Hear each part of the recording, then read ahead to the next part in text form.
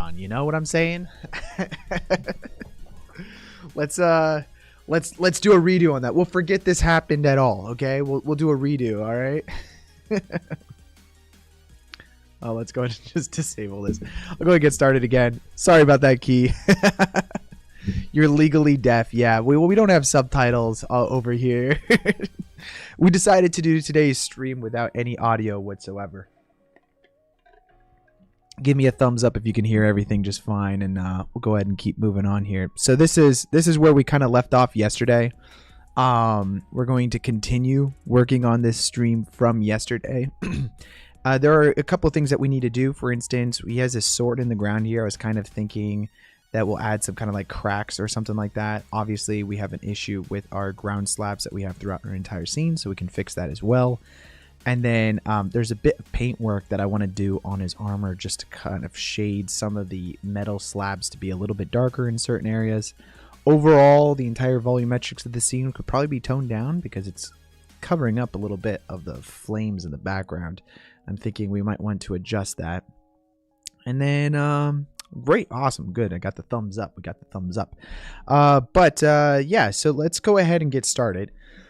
The first thing that I did here was I downloaded some smoke from Action VFX's website. I think there is a link in the description to some different assets that you guys can grab from Action VFX. They've got a lot of great stuff. This will make it a lot easier on our system rather than us having to create independent volumetrics. But what I'm going to do is we can grab this fog here, and it's currently grabbing the alpha. The fog doesn't have alpha on it, but we can invert the color, for instance, of our alpha here. And if we view this, we can actually see what it's kind of doing here. Actually, we'll just take the color and plug that into the invert is really what we want. And as you can see, should go to material view here. If we take this color and then invert it, I think that should just give us a black and white image. We might need to add like a bit of contrast to it, so we'll use like a curves adjustment or something like that, or even a color ramp could work nicely for this. We won't even need the invert tool here, so what I'm going to do is let's drop in a color ramp. I think I'm trying to do a render over here at the same time that it's trying to do the material preview over here, and that's kind of like making the system think doubly hard. But yeah, if we drop in a color ramp and then view our color node that we have, let's go ahead and view that real quick. We now have like all of this area in which the fog is white. That's going to be what we want to have alpha, whereas this is going to be full alpha, and this is going to be just fine. I think actually we don't even need this. If we plug the color directly into the alpha of this and we view our principled BSDF now, it should just have, yeah, exactly, our fog into our scene. We don't even need this for our base color. We could probably feed it whatever color we want now, and this will give us the ability to have whatever customization of color we want in our scene. So if we wanted to have like this blue, like kind of foggy haze in front of our guy, we could totally do that. So if I go to render view now, let's just see what that's going to look like here. And that works pretty nicely. And again, we can customize the amount that we want based off of the alpha that we're feeding into this. So I'm going to grab the plane overall, and then we're just going to drag it down until it's about there's fine. And again, I'm going to make sure that we can use a color ramp here just to add a little more contrast into the amount of gray that we're having in our scene. That way our fog is just a little bit more visible. That could just plug into the alpha, because again, it's just taking kind of like the white values of that, and then depending on how much white there is whether or not it's putting it into the scene. Okay, great. And then now, of course, I can adjust all of the amount of blue that I want on this. Even a little more green is totally fine. We're just adding in a bit of atmosphere in front of our dude. I'm even going to rotate this. There's a few things that we can do to kind of like make sure that the bottom of this is not being clipped out. We can use, I think, a mask. Should be a way to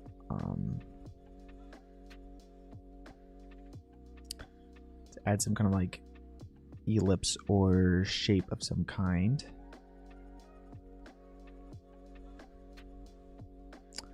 Thinking maybe it's definitely going to be a texture. We have a gradient texture. We could feed it in with a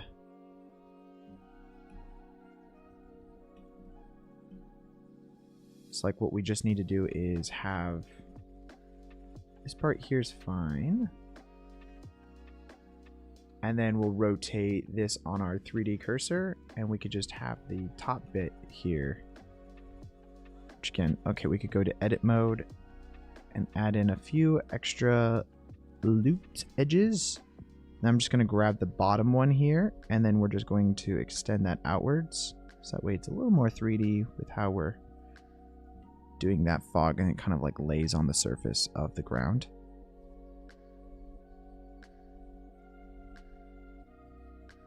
I'm thinking kind of near the bottom edge of this frame right here, so that way it's kind of like laying on the ground of where he's kneeling. Okay, now just a little more desaturated. Looks pretty sweet.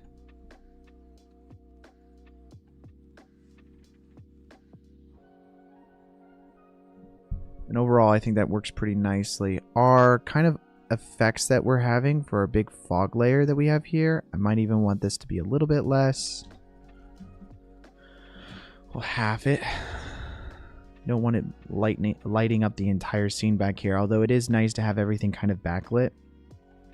What I'm thinking is that we're going to want to have more of that yellow light hitting from this angle right here on the night to kind of sell this glint that we're having, as if it's like really intense on the scene, because right now he doesn't really have too much yellow hitting him.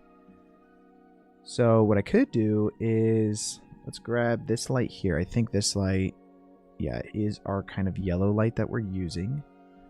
I'm going to set our 3D cursor on him because we're all rotating around a 3D cursor. So let's go ahead and duplicate this and kind of just have that to this side. And so now we're going to have a little bit more yellow tint on the front of him. I'm thinking we don't want it too front facing, a little more side to give some shape to our overall scene, but also because the light is not coming from behind the camera. It's really coming from behind him, and we're cheating it a little bit here. So we kind of want to see the light on him, but we don't want it to be too overt.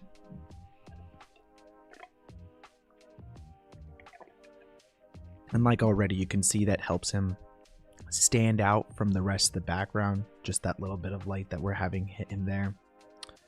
And then we can do a lot of painting work. So we already have like a good amount of this blood and the leather work that we have done on here. But I'm thinking even with the silver that we're going to want to have that be different shades. So perhaps we add a little bit of mud or dirt to his bottom of his feet here. We can totally do that through some different painting that we're going to do here. The other thing is like this tree here. I guess I'm fine with it being the color that it is. But we could now actually take our fog that we have and we can duplicate this thing and move it around our scene and use it in different spots. So if I wanted to add a little bit more fog all the way back there, I'm going to just take this and set this to medium points. That way if I have multiples, I can just duplicate those around. But now I can place my fog into different aspects of the scene, and it's all just cards. The only thing I have to worry about is that the fall off out here is the texture kind of like hits the edge here, so we don't want to see that. An easy way to fix that might be adding in, can I add a, how do you add a map in? That's basically what I want to do. I can also feed it something custom, which let's just do that because that'll be the easiest way to do this. This texture right here is probably 2048 by 1080. So let's go ahead and with our texture paint, I'm going to hide our effects layer. So many layers here, guys. That's why we keep these organized though, so that way if we do want to do see anything specifically, we can just disable it. But now if I do image, new image, and we're going to call this fog matte 01, and I'm going to call 2048 by 1080 is the size of this specific texture. I'm fairly certain. Yeah, it is. And then that way I can actually paint the areas in which I want to see this fog. So if I just increase that, oops, that's right, we have our regular shape that we have selected here. I can turn off texture also. We don't need to use a texture. So allow the fall off to be a little bit better. I think that should be fine. And I'm just going to save this guy. We'll call it fog matte's fine. And so now if I go back into our layout again, I'm going to add in an image texture node, and we're going to select our fog matte that we imported. And we can use this in correlation with our alpha as well. So currently, it's just getting the alpha from this black and white image, but we can use a mix color node to combine the two. So using our fog matte that we just generated, we can actually plug this into the factor, and then everywhere that it's not, they'll put the B, so there's the A. So if we view this, you can even see what's happening here. Everywhere that it's not, it's putting the black, and then everywhere it is, it's putting white. And so now we're just going to feed in our other texture that we have from up here into the B. So now it's only going to have fog in the areas in which we painted. And so you can actually kind of create some masks that way. And so now if we move this entire node group this direction, we can have this plug into our alpha. So now if we go view this alpha, we'll see that it's only putting kind of in this area, and at least it has a fall off and it's not like a sharp edge. We do actually have to be somewhat careful because it's doing it to our foreground picture here, which we do not want to have happen. So I'm actually going to duplicate that for the background fog that we just did, and then this fog right here, I'm going to select the other evaporation number, and that one should go to the edge. And so we're going to then just have this plug directly into our alpha instead. So this one back here is using our matte, but this one is not using our matte. And we can now make adjustments accordingly. So this one, potentially, we want the color to be a little bit more ambient of a glow. So I'm just going to give it a bit of a yellow, kind of like dirty texture. And then might want a different frame for the fog also, so that way it doesn't feel too duplicated. That looks pretty nice. And of course, the more blur that we have on the edge here, the better that fall off's going to be. So if we go back to texture paint, we can actually blur kind of like this edge a little bit more, or we can even paint in some black or something like that, just to have this like a larger brush, I'm thinking.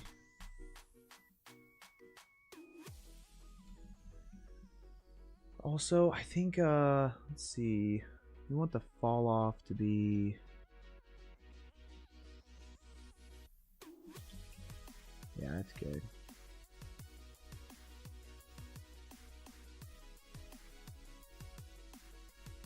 Want like more gray area in there.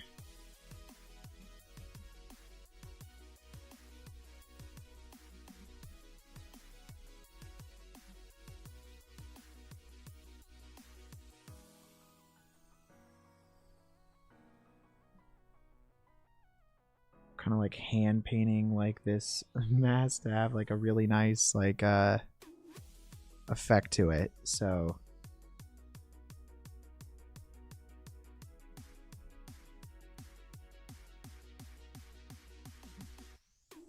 essentially we just need the edges to have like a really gradient kind of fall off to it. I don't know if in Blender there's like a super easy way of making sure that, whoops.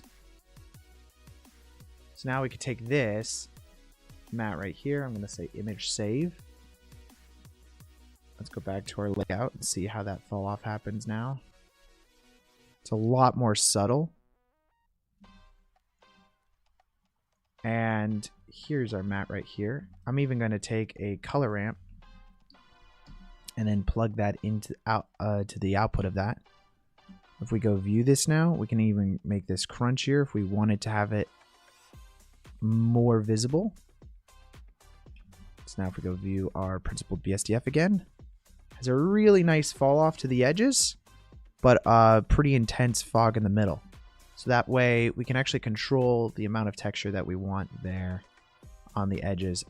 I don't know if there's an easier way of doing that. We might be able to use some kind of like shape tools directly inside of the node, but this allows us to basically paint where we want something. And now if we do want to have this thicker, if we like want even more of it, literally just duplicate it and it actually just doubles the amount of fog that we have even. But what's really cool about this is we can actually grab this now and then move this around our scene. So if we wanted to have fog in different areas, then we could totally do that. I'm kind of thinking that we're going to want to have fog built up around certain like structures. So let's just duplicate this over here to like this section. And we can even scale this up to be a little different.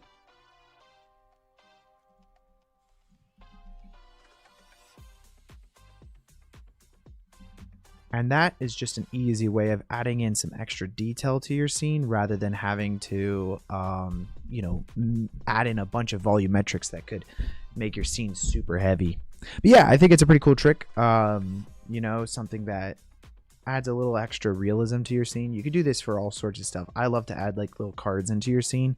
It's basically like compositing, but in like 3D.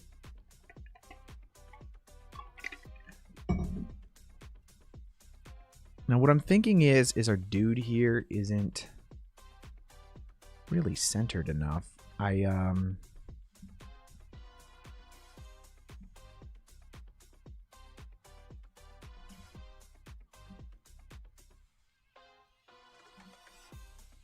of taking him and then I'm just repositioning the camera. I know this isn't the original art, but I think it'll be better for the scene this way. And that's really the cool part about having the fog, how we did it, is that we can move the camera however we want. And, you know, since I know that where I'm going to be posting this is social media, having things further away makes it a little more difficult to see things. So I want to be able to see more of the detail by having the camera a little bit closer.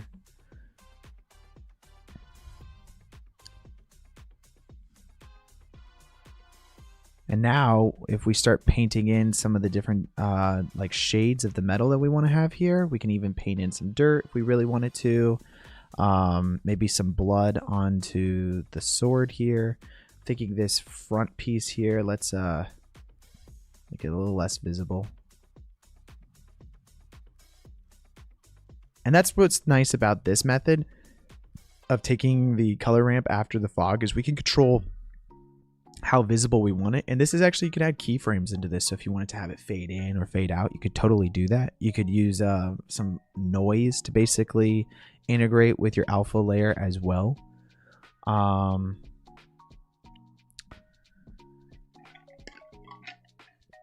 don't think we have enough blood on specifically this guy to justify him laying there kind of dead. So let's fix that. If I add or select him, let's go in and we're going to do some texture painting here in a moment. Let's go ahead and add in an image texture. We're going to need to do that here. And if I go to the texture paint node, we can say image new, and we're going to call this blood matte 01, and we'll do 1080 by 1080. And now if I go over back to my layout here, if we select our blood mat, I'm just going to view it.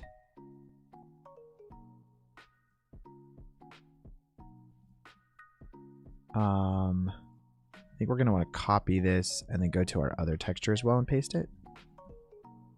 Yeah, there we go. And now we've got a dude with a texture on him. Go to our texture paint. Let's go find him. Here he is. We just need to paint our blood on. And again, we're just going to be painting this with white. So let's just say he got stabbed right around here. Let's just add in kind of like his wound. We have this other texture that I kind of used on top of it. Thinking is, let's see.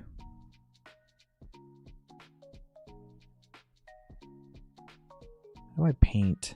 Because it's painting black in as well. I'm wondering, is that because there's no alpha on this? It might be because of that. If that's the case, we can always make an alpha texture mask rather than a texture. Okay, wait a second. Texture mask. Yeah, there we go. That works better.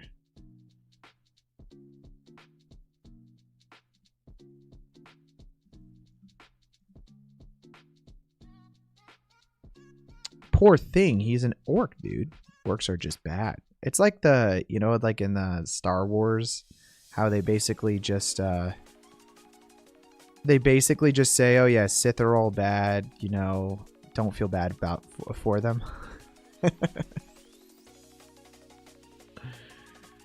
So what I'm going to do here is just paint some of the blood coming off.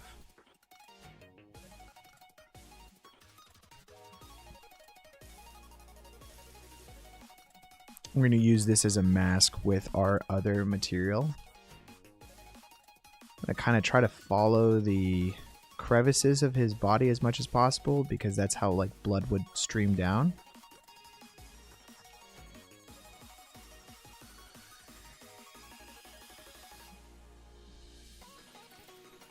And just kind of create different areas in which that it's kind of pooling a little bit. From this camera, oops, we can't really see because it's got object mode real quick. And if I hide this guy, let's just do that. Turn off that for a second right now.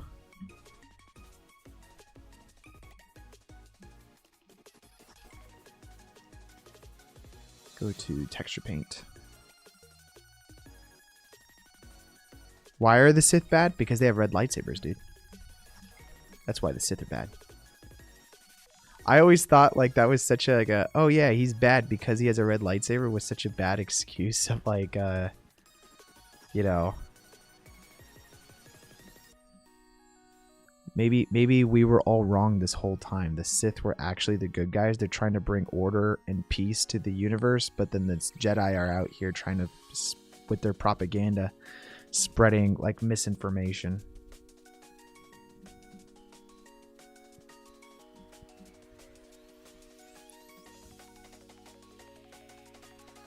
Hey Diego, welcome back to the stream. We're just out here talking about how the Sith are actually the good guys of the story.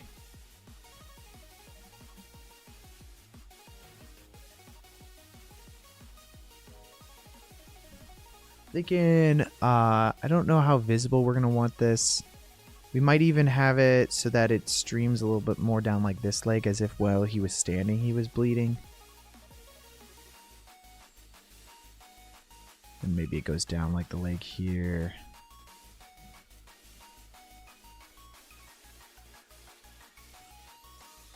Yeah. Just kind of like following the movement and area in which all this stuff was for his leg. So that way it feels like it's kind of was dripping from that wound area.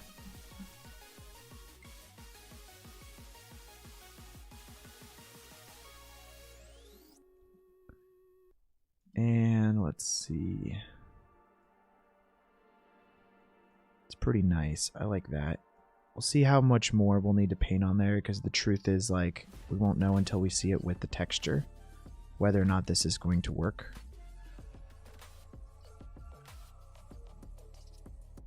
But I'm thinking that looks pretty natural.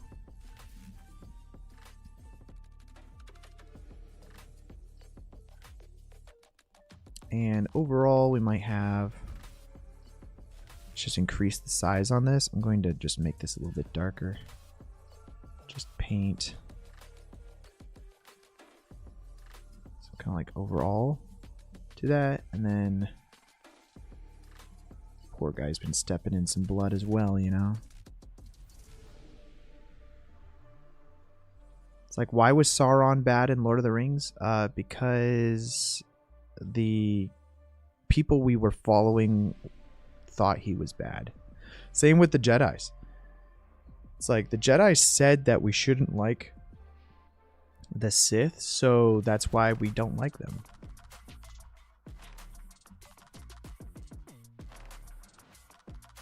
Well, I suppose Anakin going and murdering the kids was kind of a bit of a damper, right? Like that might have put a little bit of a damper on. The only Jedi I respect are Qui-Gon Jinn and Luke Skywalker.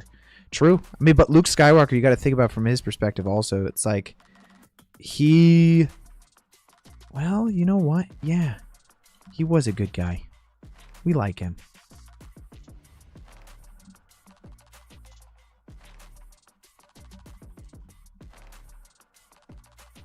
In the end of the day, the Jedi were all bad, and the Sith weren't that bad.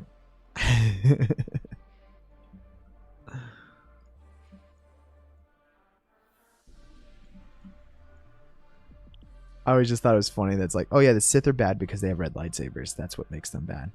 Okay, I think that's good for the blood. Let's see what this looks like with our textures that we're going to add on to it. So we'll go in here and hit the save button. I'm going to call it, yeah, blood matte 1. That's fine. Go back to our layout. And is that going to pop over to texture mode? It is. It's fantastic. So, we're going to have to do this on 2 different materials. Again, I didn't make these. These are from Mixamo. So if you guys want these materials, go ahead and grab them from Mixamo. They're free. Or you can wait till this live stream is finished and I'll upload everything once I'm done to the Patreon. Probably add in like a nice red, turn off the roughness.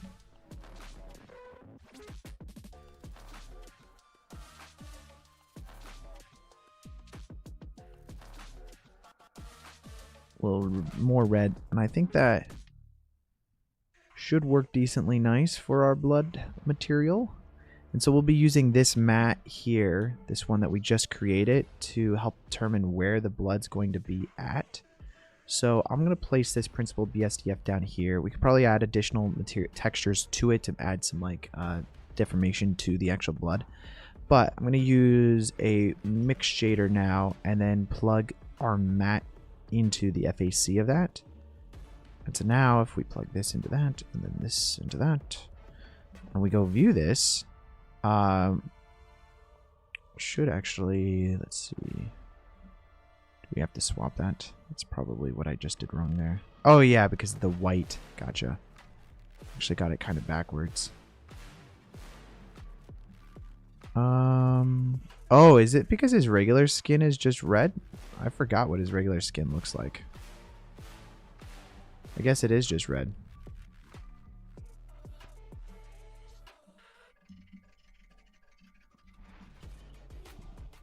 Use a mix shader on this as well. I mean, what we could do to make sure that this is like completely different color is we could just make this like really dark.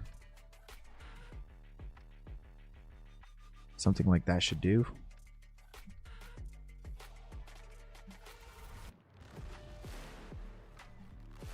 Now, only where it sees the white, it should put the liquid looking color.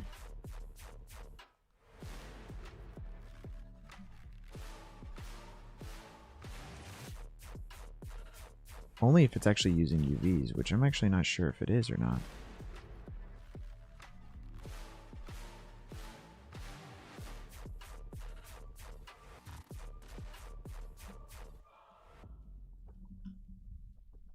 And then color ramp here.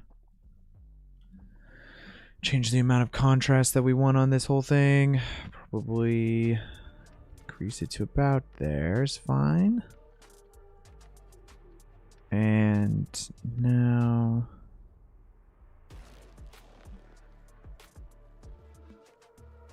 I feel like I'm doing something incorrectly here.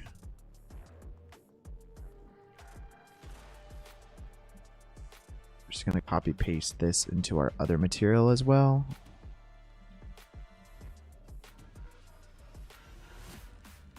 Which, by the way, did you guys hear of I just heard like that the music playing right now sounds like there was a part of it that sounded like The Matrix. Did you hear that they're putting that back in theaters for like a day? I tried to get tickets to it, but it's like completely sold out. Okay, there's our blood, and it added it in there.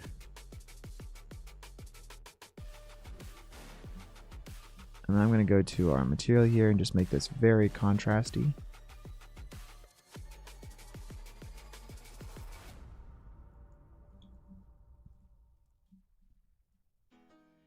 So now we've got our blood right there. I'm going to copy that and then paste that. Sorry, I'm a huge Star Wars fan. Oh, I'm a huge Star Wars fan too. I don't know what you're talking about. I'm a huge Star Wars fan, man. That's why I am just utterly, I can't with what they did to Star Wars. Which I know is not a hot take. But it just made me so sad. Okay, so that's the blood that we've got right there. Very small detail actually adding that in there, but I think that works really nicely.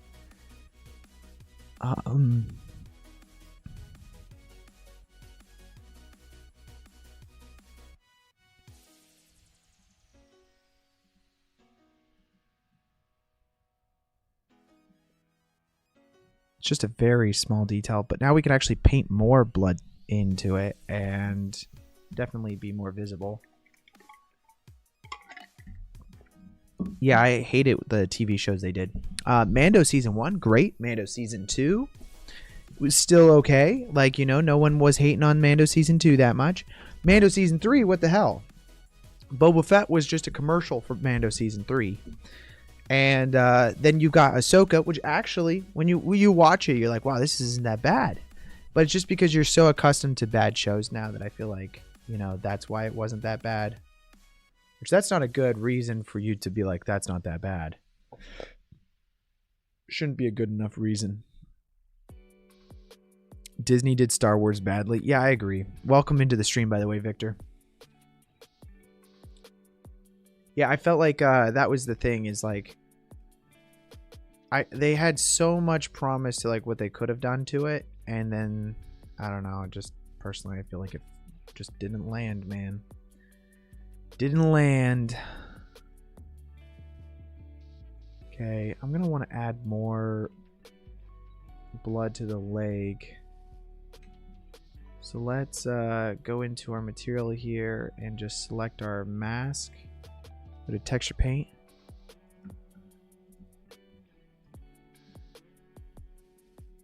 Yeah, I've often wished, like, I mean, I don't know. It's hard because you grow up with it. It's one of those things that you dreamed about, like what they could do with the shows and what they could have done.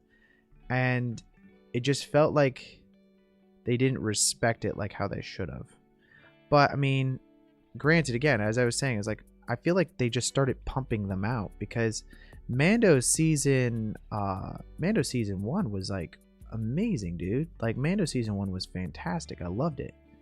And then same with Mando season 2. Again, not bad, but it, you know, it wasn't as good as season 1. And then season 3 was just off. And then, oh, dude, don't even get me started on Obi-Wan. Obi-Wan, oh my god, dude. What the hell? Like, you had such a slam dunk of a show that you could possibly have created. Like, it just, like, I was so surprised. I was just so surprised because there was no way, like, how could you possibly screw that up? I didn't even like Mando. Oh, you didn't like Mando season 1. Darth Sidious was twisted in his evil way and Darth Vader was a puppet. Yeah. That is actually true. Again, Sith were the good guys the whole time.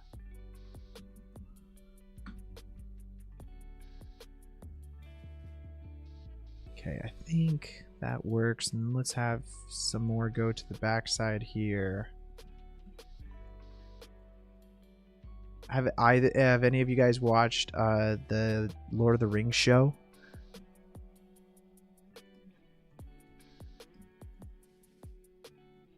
I don't know if you guys are big Lord of the Rings fans or not. I haven't seen the latest show that came out, but I've heard such good things about it. Let's make this center one a little bit thicker.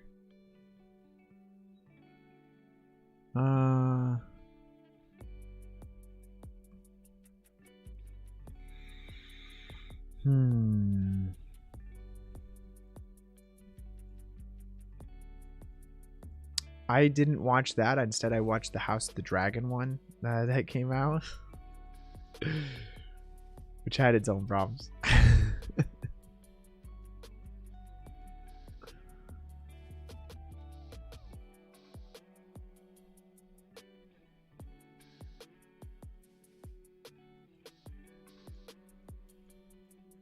That's going to do nicely there. Not really seeing that.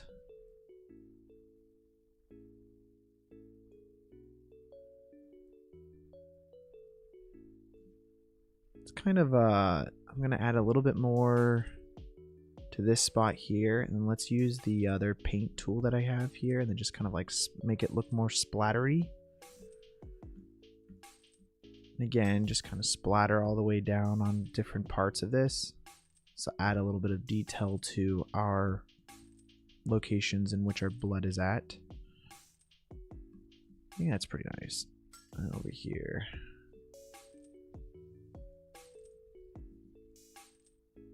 Okay, let's see what this looks like. So I'll go to image and then save that. Go back to layout. And we need to, it's already plugged into our mat, so we just need to make sure that we're viewing that again. Oh yeah, much nicer. Just adds a lot more blood to the side of his leg as it's coming down.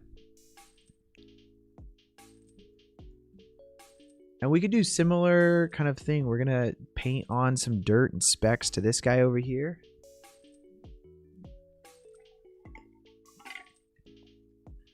There's some of the, like, the ability to being able to, like, paint on different spots to stuff is pretty cool. I just wish that it was a little bit easier and more automated with inside of Blender. Sometimes Disney needs to make a new Solo and Kenobi movie. Oh, the Solo movie I was actually a huge fan of. I thought that wasn't that bad. But everybody hated on it so much, and I don't know if I'm just off my rocker for thinking it wasn't that bad. It's like one of those things that I think people just weren't a fan of Disney at the time for, so then they kind of just went hard for it, like hating on it. Yeah, I thought it was fun. The only problem I had with the movie was that I thought they just kind of miscast him. I thought he looked too old.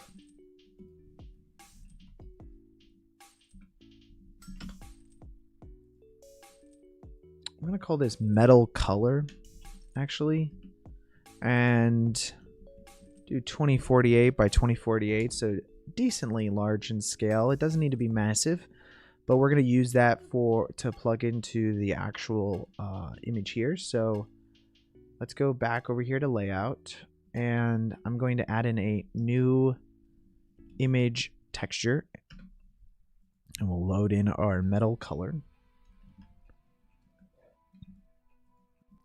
Did you guys hear that initially it was supposed to be like a musical or something? I think I heard that it was supposed to be a musical, which that just sounds wrong to me. I don't know if maybe people were just joking. I don't know if that actually was going to happen or not, but I had heard that potentially it was going to be a musical. Okay, so here's the deal. I'm going to kind of now paint on some different areas here. I am thinking that, let's just focus on this a little bit better. We can have kind of a little more bronzy of a color here. Oops. Wrong tool.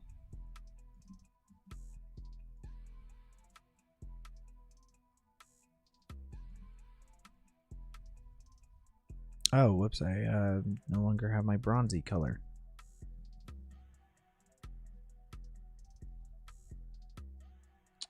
Oh, wait a second. Do it this way.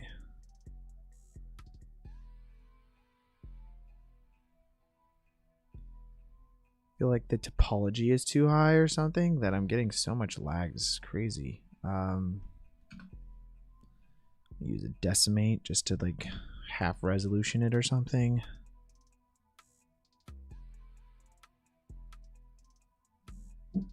Just to get something that's easier to paint onto.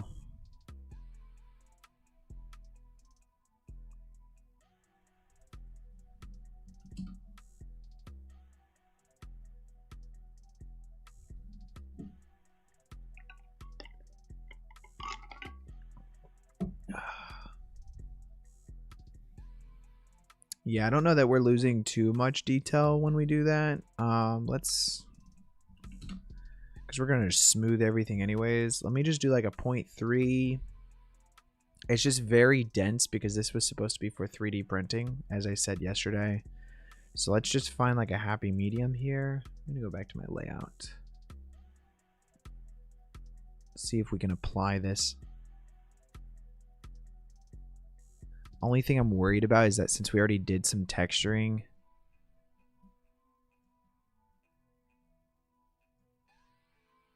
am I allowed to apply that, or what's going to happen?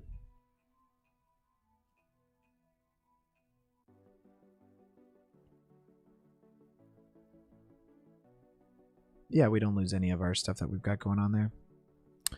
Now let's go back to texture paint. But yeah, I thought Solo was a pretty good movie. It got a lot of hate for just because, what was it, the other, where was the other one that came out?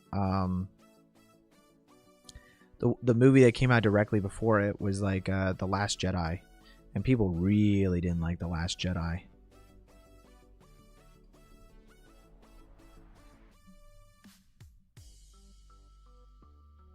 And of course that caused problems. But I just feel like sometimes people get it in their head that, you know, oh, I'm not going to like it, so I'm not going to go watch it. And also I've noticed this a lot lately. A lot of people just like, their opinion is whatever they're told is, you know, to believe. And this happens quite often. Like I've talked to so many people that just repeat what they're told to say on the internet. They're like, oh yeah, I didn't like this movie because, yeah, it's not a good movie. And it's like, no, you didn't like it because someone told you to not like it. There's a difference, you know? But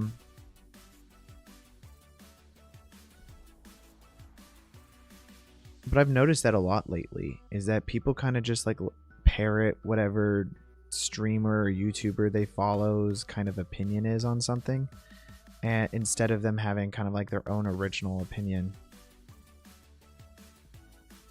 So anyway, so now that I'm a streamer, let me tell you guys what to believe. I'm just kidding.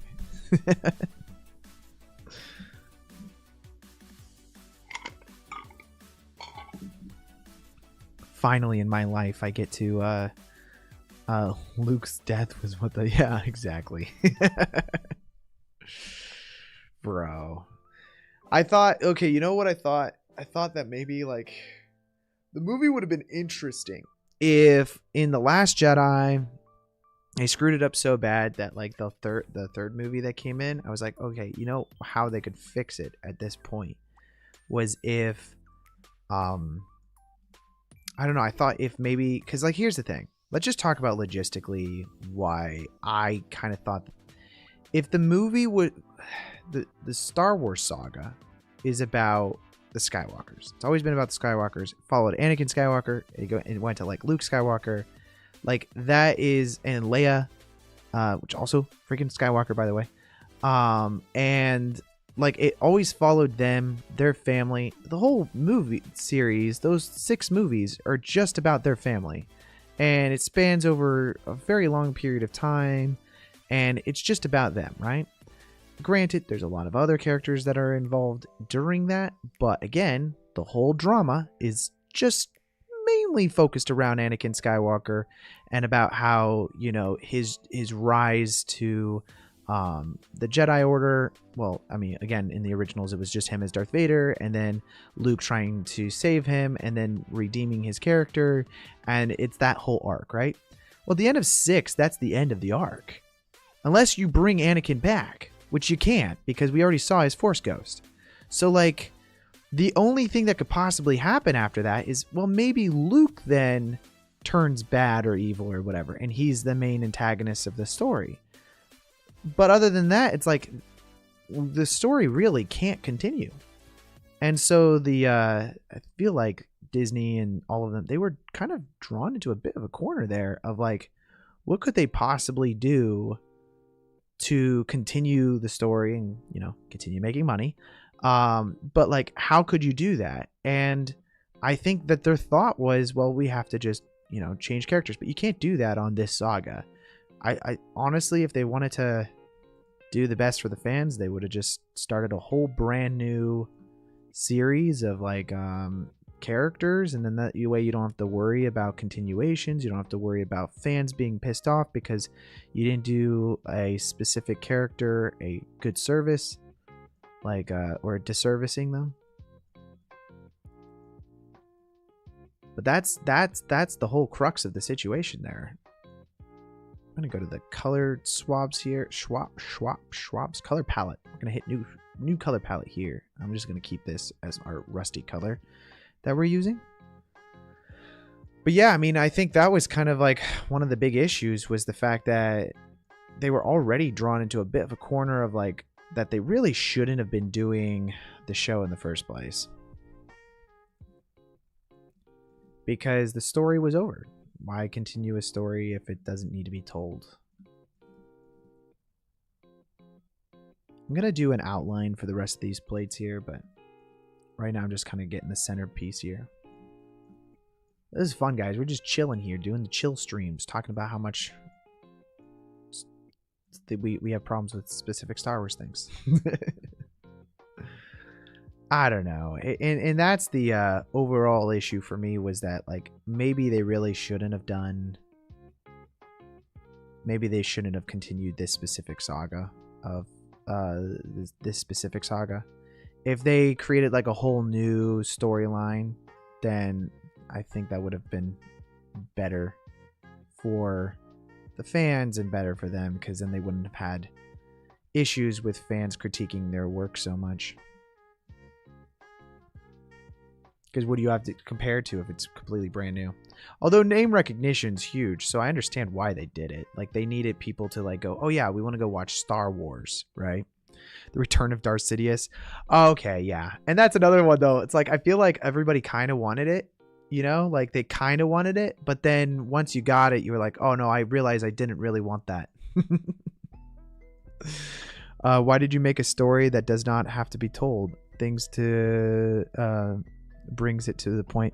But the worst part is the story doesn't even know what it wants to tell. And that's true. And I think honestly that comes down to there was too many cooks in the kitchen that weren't communicating with each other. Because I always thought that like they would have like one kind of showrunner overseeing everything and the story in which they wanted to tell, and then everybody else would kind of abide by what that story was within their films, right? I think that's how Marvel works and things like that, right? Like you have like one kind of like overall person who's in charge of everything that's kind of going, hey, so yeah, you can't do that with your movie because we actually need this character to live. Or hey, you can't do that with your story because we need this character to be here in this next film. Like it, you know, it kind of, because everything works together, even though they're all different movies. You got different directors, different storytellers. They all kind of work together to tell one gigantic story. Obviously, Marvel has its own problems, but I think that, you know, right there is like they had Kevin Feige for Marvel that's kind of like overseeing the story, and they've got a number of other people I'm sure on their team as well, but they're kind of overseeing it that way by having like a singular group kind of oversee everything rather than the individual directors as they're coming in kind of creating whatever story they want to tell. And again, I don't work on Marvel films, so I don't know, you know, like maybe they have that. I just, from my understanding from what people were saying on the interviews, it's not at all like that. And it's just kind of like the director comes in and they go, hey, you know, I kind of want to do this. And then maybe they'll get some pushback from some of the directors, but or some of the people over at Lucas, or maybe not. I don't know. Kind of darkening up the fringes here for the outside of this coat.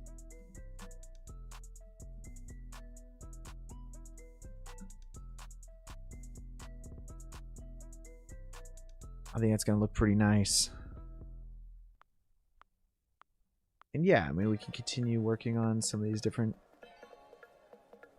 plates. I'm gonna... It's a lot like, just, what is that? When you're painting in, like you've got a sketchbook, it's stencil, I don't even know what it's called. Did I see Doctor Strange's Multiverse Madness? I did.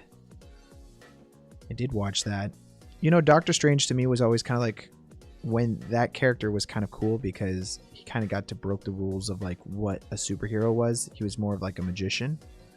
Like he was in the world of like Harry Potter while everybody else was like Superman.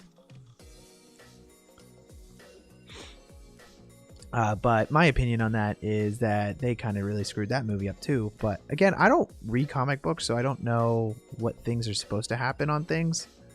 I just, you know, I know story because I'm a filmmaker, and I know how you're supposed to tell stories. And so sometimes, like, when they do certain things, like you watch Ant-Man, it's like, what the heck? Like, are you filming a movie or what are you filming here? Because this is like so...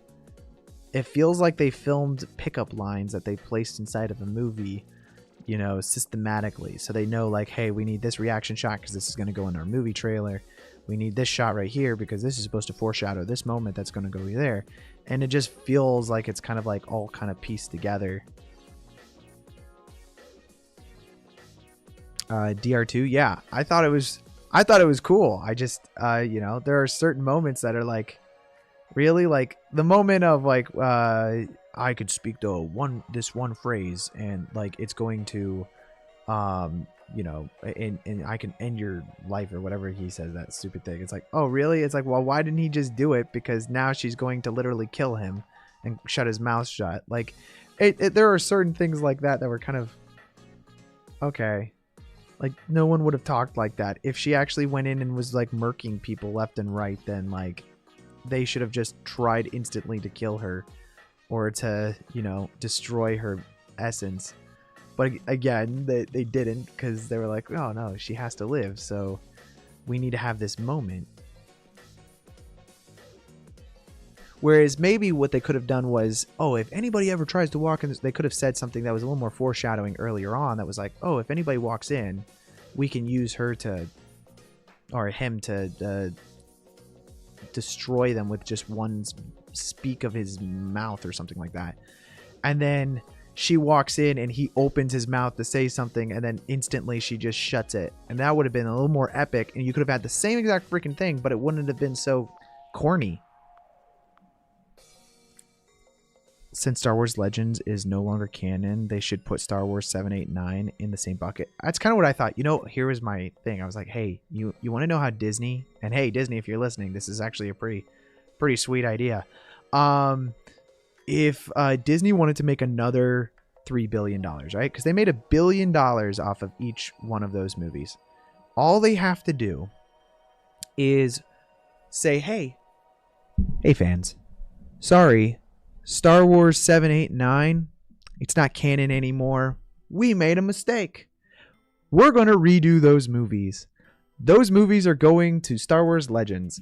They could easily make 3 more movies and the fans would eat it up. Like straight up. They could totally do that. And I think the fans would just be like, oh yeah, hell yeah. I get more Star Wars content. Although who knows at this point if Star Wars fans are you know, interested in that. Well, I guess we all know that they are, because Star Wars fans are suckers. We love Star Wars, so we'll watch more Star Wars if they give us more Star Wars.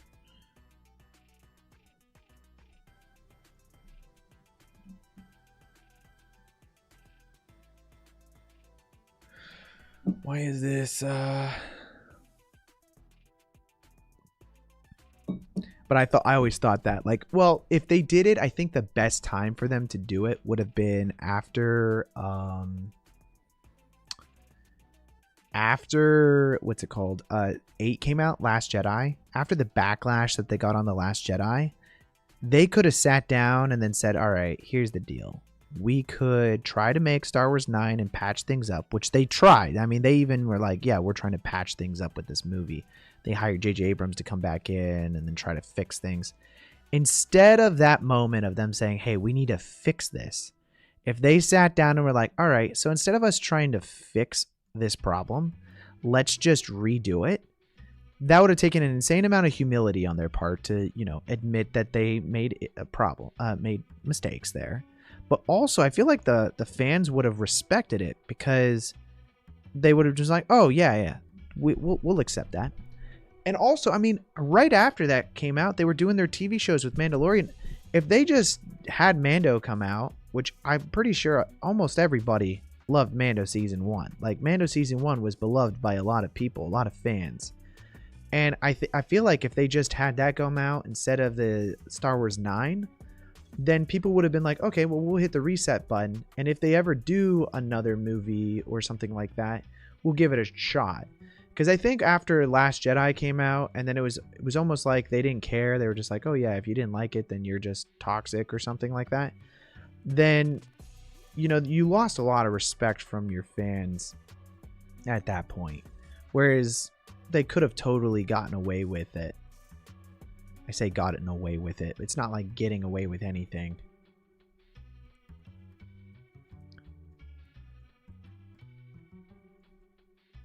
Yeah, I loved Mando. Mando Season 1 was amazing. And then I feel like, you know why I thought Mando Season 1 was kind of the best? Was because they kind of just had him unapologetically be his character. One thing I've noticed that Disney does a lot with their characters is that if it's a bad guy, they try to make him redeemable or good in some way. Whereas Mando, he kind of just was like, he was him. And so if he, you know, went to go murk someone, he would do it because he wasn't like this good guy kind of guy. Whereas when they made Boba Fett, they were like, oh, you know what we've got to try to do? We got to try to make him have a reason for why he's doing what he's doing. And then he's got to, like, we got to care about him. And I'm like, wait a second, guys. This is freaking Boba Fett. Like, Boba Fett doesn't need a reason for why he's doing what he's doing. He'll just, if he wants to go kill someone, he should go kill them. And I'm not saying that we should, you know, like him for that. But also, he's not a good guy by any stretch of the imagination. And then they made him like this good guy. And I bring that all up to say that Mando, like, the problem I had with Mando was that they tried to make him a good guy after Grogu was there. And so then the show became about like Grogu and Mando kind of like together, and him being more of like a dado kind of guy. And it was like, wait a second. Okay, well, now this guy's no longer a bounty hunter. He cares about taking care of this kid. And it's like, okay, well, now the show's just different. And I don't know if that's what I like or not. But, you know, hey, it's not bad either. You know, it's kind of their own spin on stuff that they're doing here, and that's fine. I'm just like, why are they taking all the characters that are like just badass kind of guys and then just making them like somebody we want to root for? Maybe we don't want to root for them, but we want to just see some crazy action like Star Wars content. I don't know. That's kind of like what the whole Boba Fett thing was so clear that they were trying to sell more toys, and then they didn't want parents to be like, oh, well, why are you promoting a villain? Because it's like now every villain, watch any film, any villain now in Star Wars. They had Cruella de Vil come out like last year or the year before, something like that. Cruella de Vil is literally now is a character that you want to root for, because she is being oppressed by, you know, the place in which she's working, and she is just a fashion designer. We now care about Cruella de Vil. Cruella de Vil, guys. Cruella de Vil. Arguably one of the most villainous characters in all of Disney, who turns dogs into clothing, okay? Who kills dogs and wants to turn them into clothes. That character we now like. How did they do that? And why? They did that with the Sleeping Beauty chick. I forget what her name is. Maleficent. And it's like, why does every character need to be a good guy now? You know, every character that it was bad historically is now good. And I mean, they in Star Wars, they kind of like turned Kylo Ren into this like dude that doesn't know if he's bad or not, and then he's like kind of good, but he's also kind of bad. And then they have like just straight up bad people who are just pure evil. And that's like, there is no arc to these characters because they're just pure evil. And then all the other characters are somewhat like, it depends on if they want to sell toys for them, I think is really what it comes down to. Like, do they want to sell toys of Darth Sidious? Not as much. Do they want to sell toys of Kylo Ren? Hell yeah. So then what they do is they make the Kylo Ren kind of be like this conflicted character that's a good guy and never really is bad. And then Darth Sidious is just always pure evil. So you'll never have a problem with wanting to buy it. Jedi mind trick.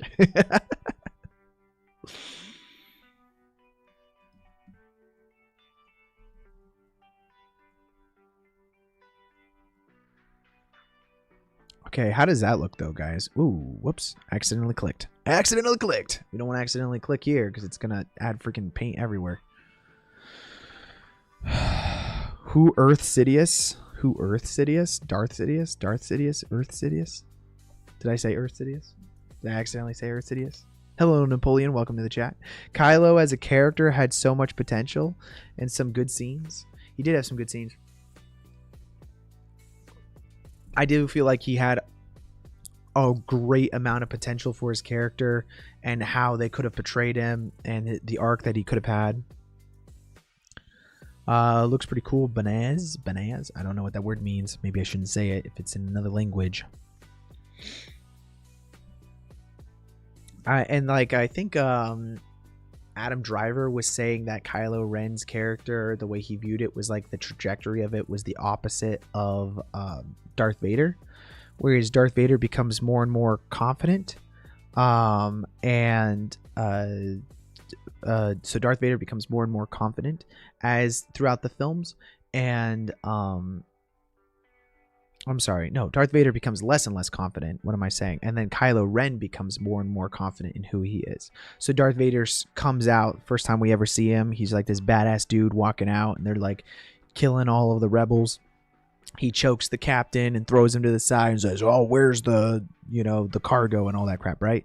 You have all of that kind of taking place, and that is Darth Vader. Then Kylo Ren is kind of the opposite of it. Right? The first time we see him, he's a bit of a bitch, and then like slowly becomes more and more confident into who he is. That's the way I guess Adam Driver thought it was supposed to be. And then what ended up happening was they didn't do that, and he became kind of like the bitch in the beginning, and then as he became more and more confident, he just kind of came off as like a whiny child, and then was conflicted with who he was. Well, the whole time he was conflicted with who he was, and then eventually kind of turns into a good guy that dies, then gets brought back to life, and then dies again. You know, he dies twice in that movie. He gets force fingered back to life the first time, and then he dies again later. Because by the way, you can heal people in Star Wars. I don't know if you knew that or not.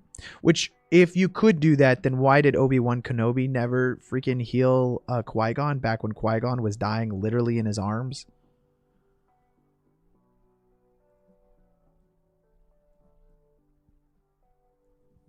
I I feel bad for Mr. Lucas. Oh, don't feel bad. He's a billionaire. George Lucas let go of this a long time ago. Believe me. He out. He's like, oh, I don't care.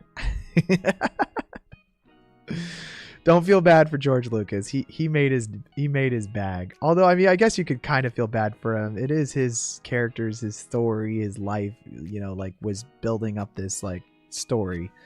And, you know, he had his problems that you know, we all can agree to and stuff like that. But, no, I guess you could say that it would be very hard for him to watch. I imagine he doesn't watch it.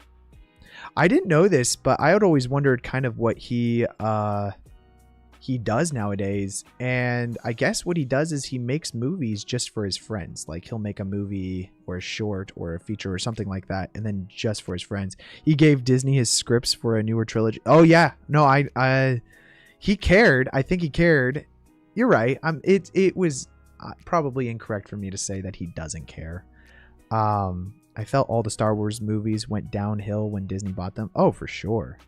Although I'm in kind of like that generational camp that thought that the Star Wars, the prequels were actually pretty good. I actually like the prequels, but you know, I know quite a bit of people that would disagree with me on that.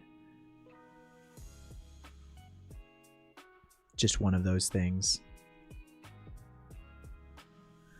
But I grew up with them, and that's what it kind of, you know, formed me into my love for Star Wars. Kind of started me on this whole rampage of making films and now doing visual effects, is kind of all because of Star Wars. The first visual effects I ever did was, and I talked about this on a stream before, I painted in lightsabers on like hand painted lightsabers in. So I would take frames from different we would film ourselves with lightsabers, and then I filmed those lightsabers, and I would take MS Paint and I would draw in lightsabers for every single shot or every single frame. And that was the first kind of like dip into like any types of visual effects I ever did.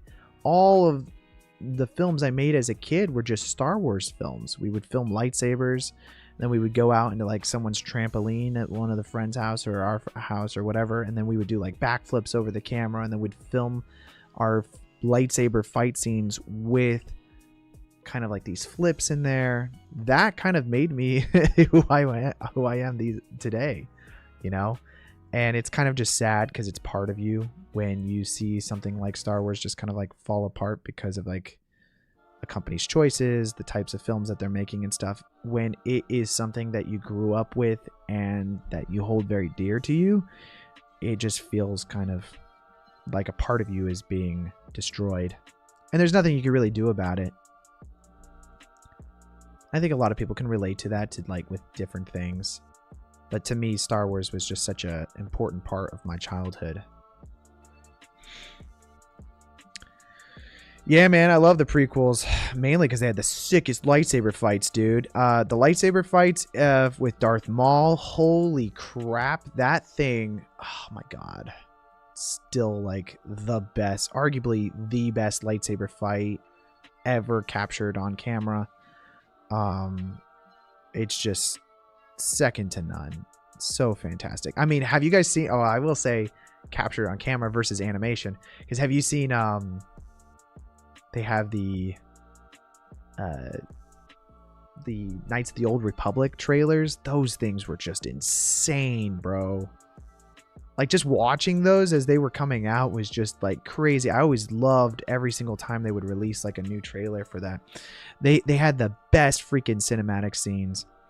And then when like Disney bought Star Wars, I was like, oh, all they have to do is literally do exactly what these trailers are already doing, and they will have like the best movies ever. You know, create some epic freaking lightsaber fights. And I mean, think about the time in which Star Wars got bought. This was right after the Eclipse hype trailer was also fire. It is true. That is very true. When Disney bought Star Wars, they bought it in like 2015, 2014. Maybe it was a little earlier than that. But the thing that was kind of coming out at the time was like they had freaking Pirates of the Caribbean, dude. I remember when Disney bought it. I love Disney. I was like, oh yeah, Disney's rocking, dude. They're making great movies here. They came out with Pirates of the Caribbean, killer freaking franchise. So I was like, oh, well, this is going to be fantastic. They're just going to knock this out of the park. So funny, though. I remember talking to some family friends that were like adults, and I was like, oh, yeah, this is amazing that Disney bought Star Wars. And they were like, oh, no, this is going to suck. And of course, maybe they knew a little more than I did, but I was like, why would it suck? Like, this sounds amazing, you know? Little did I know. Little Connor didn't know. Little Connor didn't know what was coming. So I'm kind of adding some edges here to like pretty much everything, as if some grime and dirt is kind of like building up in different spots of the outfit. Add some detail into our shot.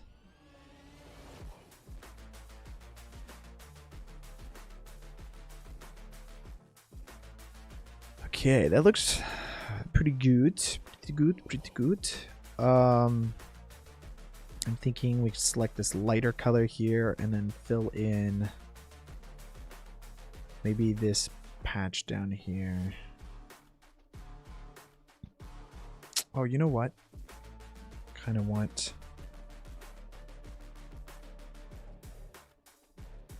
some dirty feet, guys.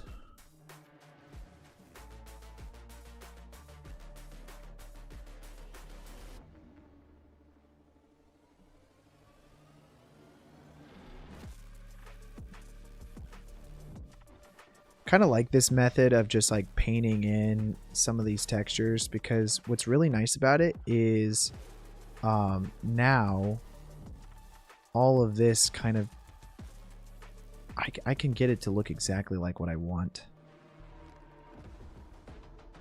Add in that fine detail.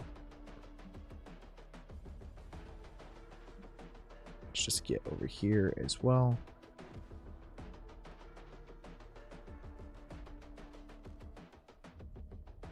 A bit of a cleaner foot, maybe.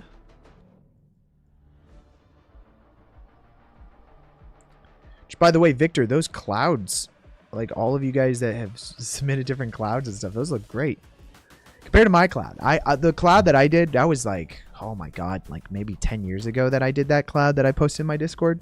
Which, by the way, little advertisement, we have a Discord where we all can share work, and so if you guys are working on anything or having any questions, then it's a great place to kind of meet new people and see what other people are creating and what other people are doing. But yeah, the link for that is in the description. So if you guys aren't part of the Discord, then join. Remember to save. That's a fair point. Every time it's like lags like this where the mouse, you know, like doesn't move with it, I do think about it. I think about it a lot, you know? I should probably also save this.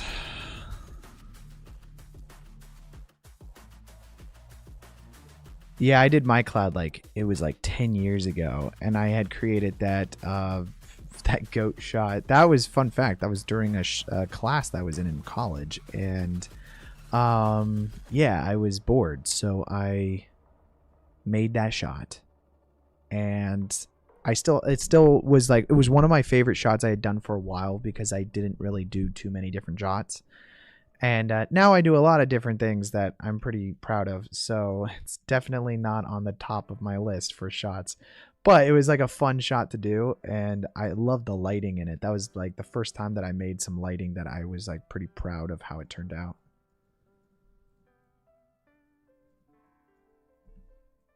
And kind of create a little bit of waves here.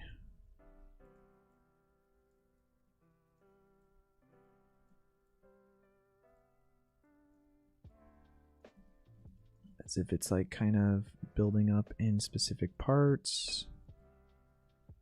More specifically, all the way at the top here under his knee.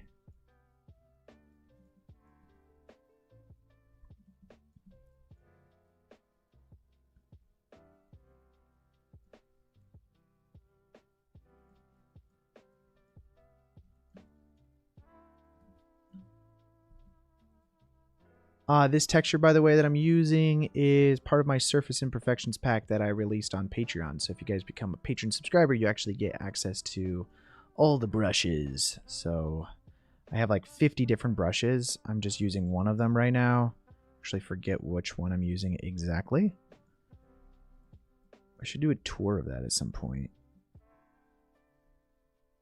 That works pretty nicely.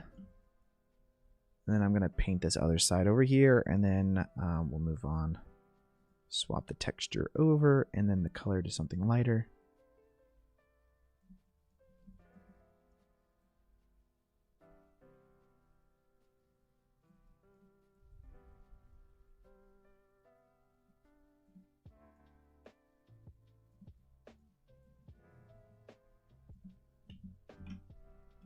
Save. I've only lost a couple project files before by not saving. Only a few. And every time it happens, you swear it'll never happen again. And then it does. And it's a really sad moment.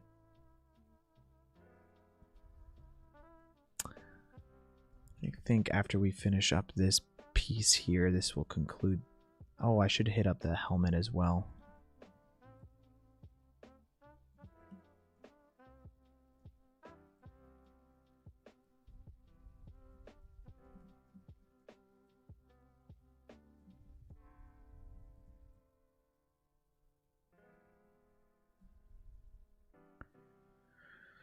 And after that, I'll hit the save button because it just froze again.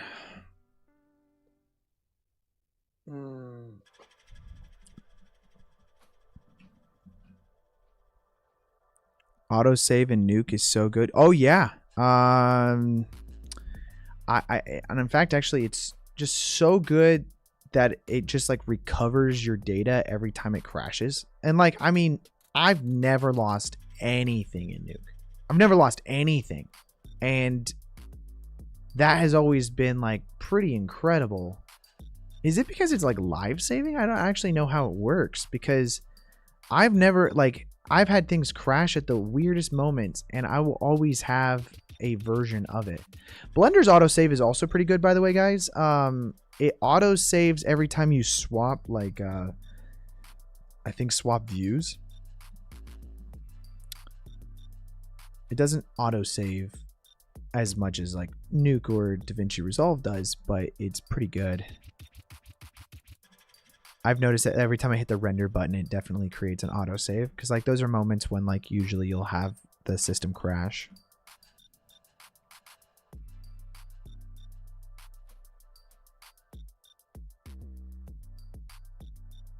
Okay. It's pretty good. I like that. Let's look at his helmet here for a second. I think the node-based programs don't have files that are too large. No, they do not. In fact, actually, I think it's only like, it's really tiny. That's probably fair. After Effects, however, you know, doesn't. I've never had problems with After Effects when I used it, and I had always heard from everybody about how bad it was, because they're always like, "Oh, I keep losing all of my files," and I'm like, "How? I'll have things crash, but there's always an autosave of it, because After Effects creates quite a bit of autosave files as well. Granted, it's not quite that often, but the amount of times that I'm not hitting the save button was pretty slim."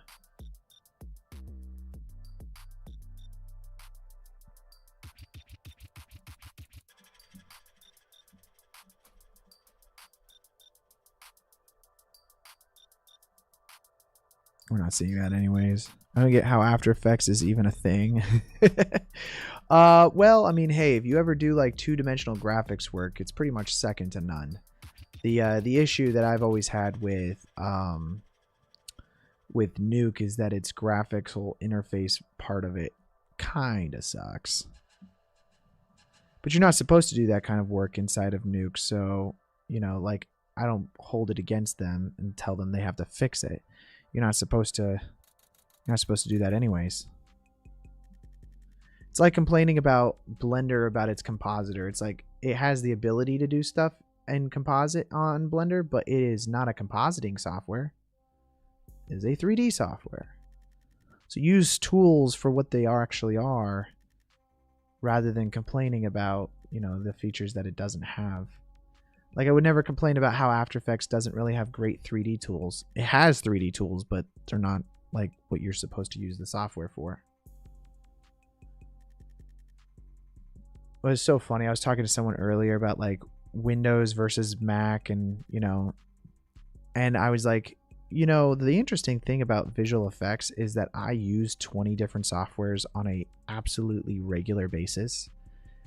Whereas a lot of other people that are like doing creative positions such as editing or something like that, they will primarily just use one specific program and that's all they need to do. So then of course they'll use like a Mac software.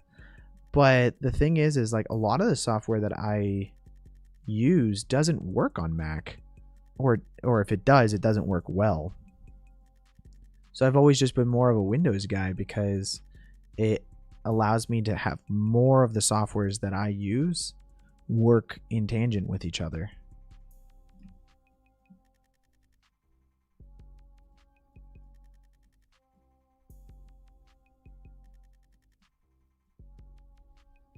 Okay.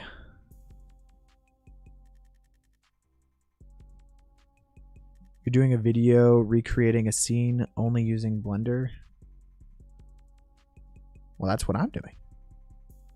Which scene are you recreating?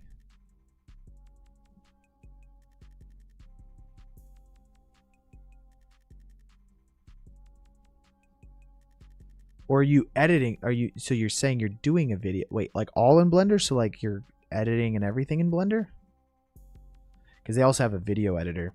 That's remarkable to me. They have a video editor. I mean, I've never really used it ever, actually. The only thing I've used on the video editing side is if like I'm doing animation and I need the audio of like for lip syncing or something like that. I drop in the audio into the video editor so that way it plays back with my scene. But I've never used the video editor as an actual editing software.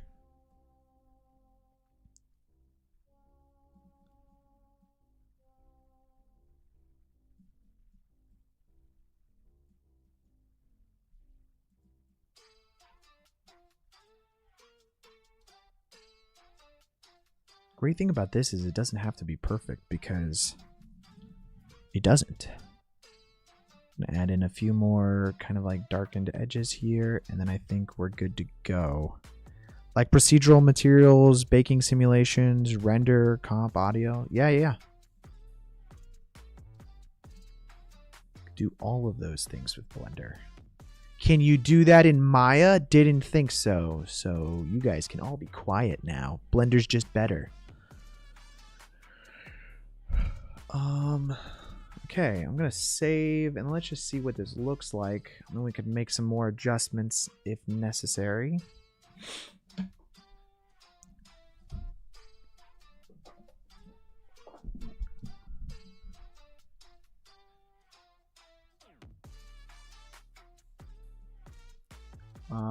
So this metal color here, we'll just plug this directly into our base color of our main shader. And gotta go view this mix shader over here. Today you tried rigging in Houdini. Oh, actually, how did that go? Because I feel like Houdini is one of those things where you're going to want to have things imported rather than trying to do it in there. Oh, it was great. Oh, sweet. This looks pretty sweet, guys. What do you think? Might want to take this rag here. You're recreating a scene from Fantastic Beasts. Where to find them from the rodeo breakdown. Oh, fantastic. Well, once you're finished, make sure to share that on the Discord.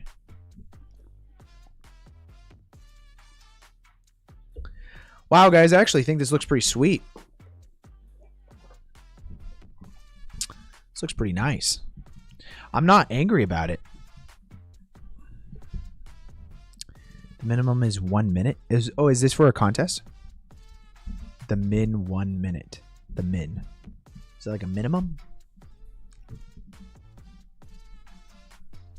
I'm not too angry about this. This doesn't have our effects turned on either.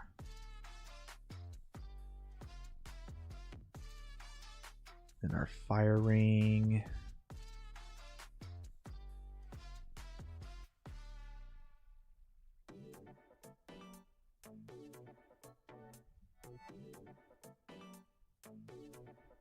Let's for our blood though, I want to have some more splattery effects.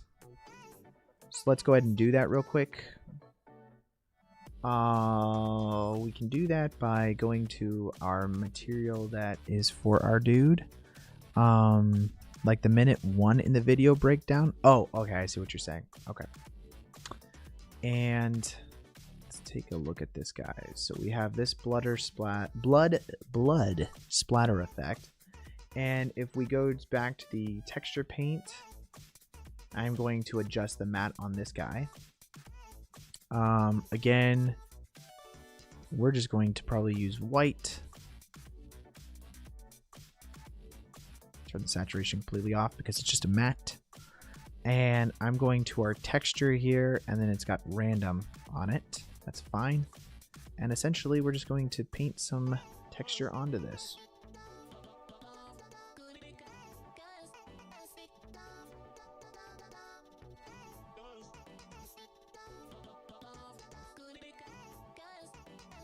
I think random, maybe we do tiles, that way it doesn't repeat itself.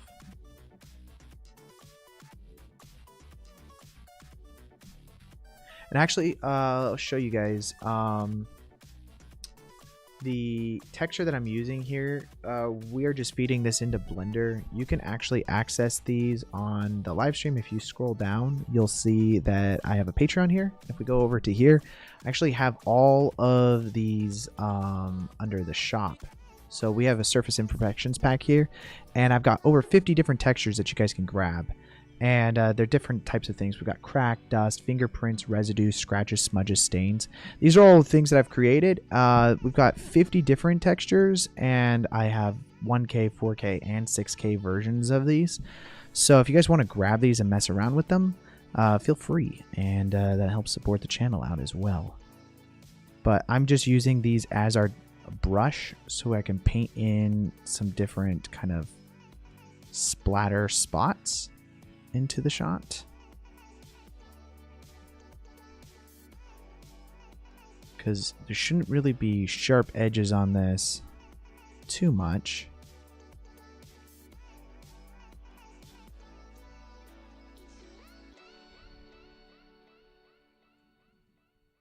And just kind of like going around the edges here to make it feel a little more uneven and painting in some detail.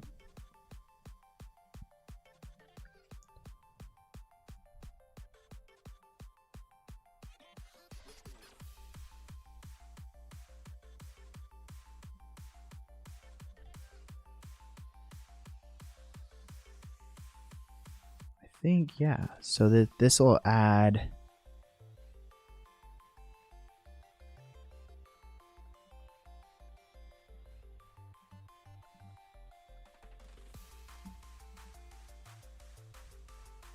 though I have never done that, Diego, is take something that a studio did and then recreate it. That actually sounds like a really good idea.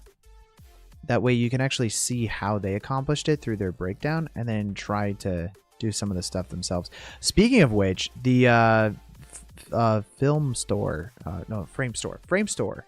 their breakdown of the stuff from Guardians of the Galaxy is absolutely insane. I loved their breakdown for that. Like, the stuff looked so phenomenal. I can't believe that didn't win Best Visual Effects at the Oscars. That's crazy to me. Like, absolutely mind-blowing work.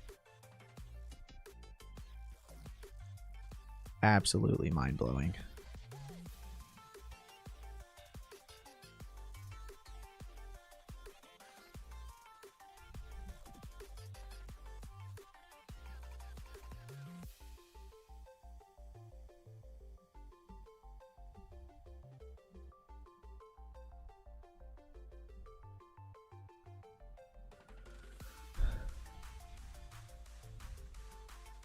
think that actually looks pretty good, though, to have the splatter in like a bunch of areas like that.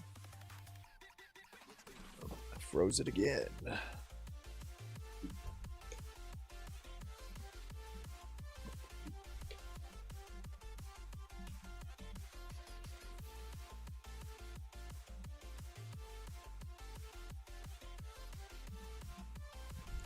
I'll just do down here.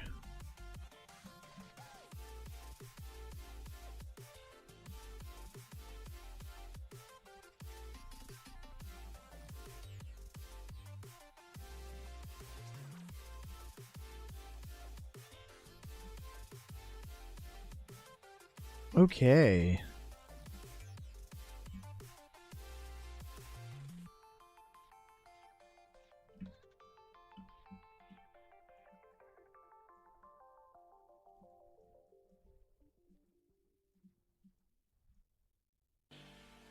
All right, that's good. I'm going to save that. Let's go see what that looks like.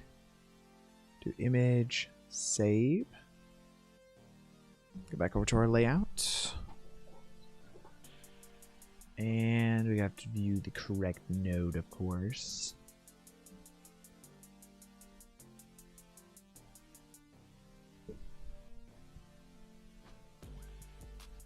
It does add these little specks of blood, like, overall on your image. Which I think looks really nice.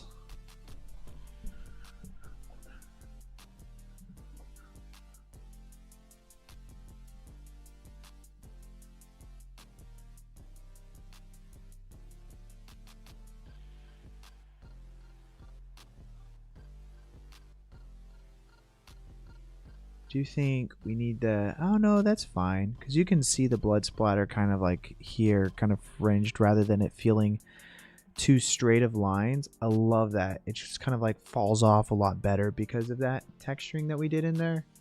Feels more natural. And we don't need it to be over a bunch of it. We just needed it on like specific parts. Yeah, it looks really good, guys. What do you guys think? Let's turn on some of these effects here.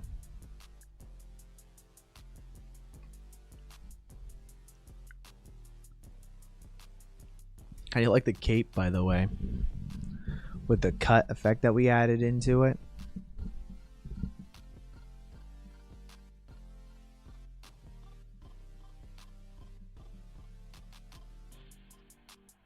We're probably going to desaturate the guy a bit.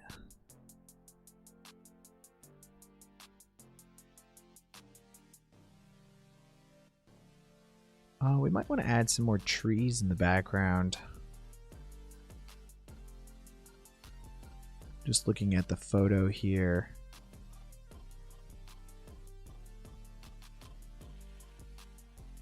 I'm going to run to the restroom real quick. I'll be right back.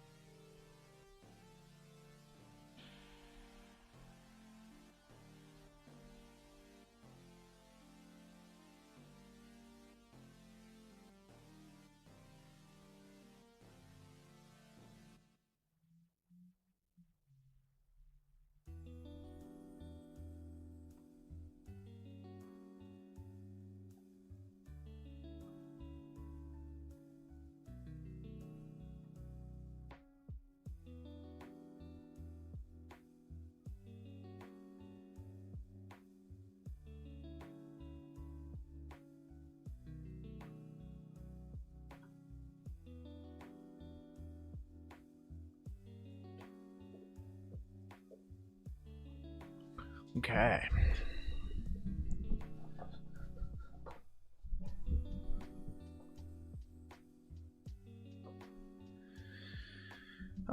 He said, personally, the DOF is too strong. You can always add some visual clarity in the comp. Not sure what DOF is. Unless you were talking about something else. because I guess that might be an old comment. I'm not quite sure. Okay, great. I'm thinking we'll probably add a little bit more smoke and stuff in the depth of field. I see what you're saying. Depth of field. Yeah, it's probably fair. We can make an adjustment to that. You're right. We can always make it less or more blurry in the comp if we really want to. Let's see. Let's see.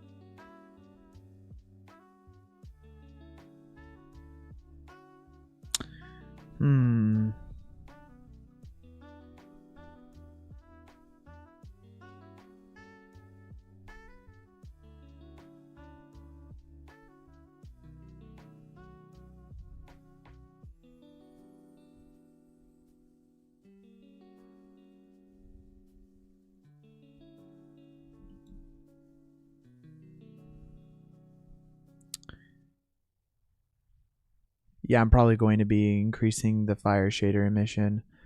Oh,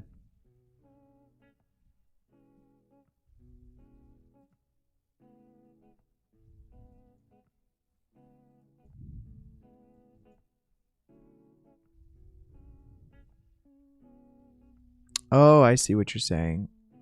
That's interesting. So the fire shader has a multiplier for adding more emission to the environment without changing the fire intensity. The emission might be a bit strong. Yeah, the emission might be a little too strong. I was thinking about increasing the intensity of the actual image of it.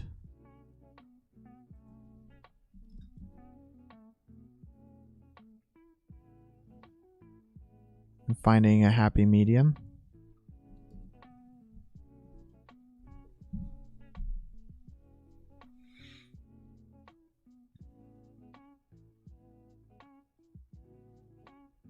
And just finding this spot that's going to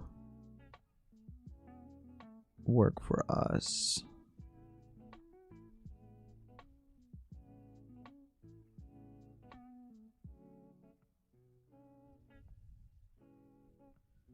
There's quite a bit. Let's see.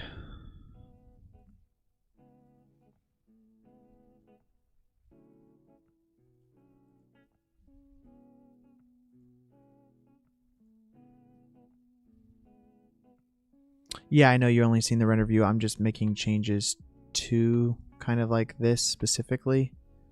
I was going to show you guys. I'm just adjusting kind of like the overall tone of the fire and the lighting.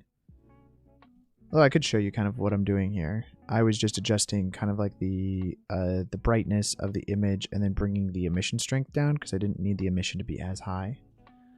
The other thing I was going to do was add in an area light to the back here. And then have this kind of point more directly upwards. And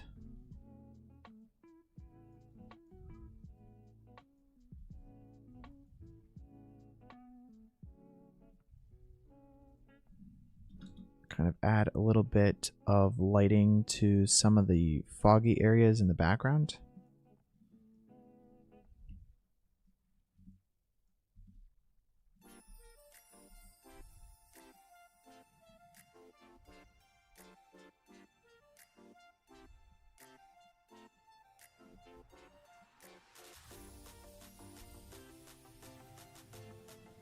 What is this clipping edge? Oh, that's the cape. Oh my god, my brain was broken there for a second as to what was going on, what I was seeing.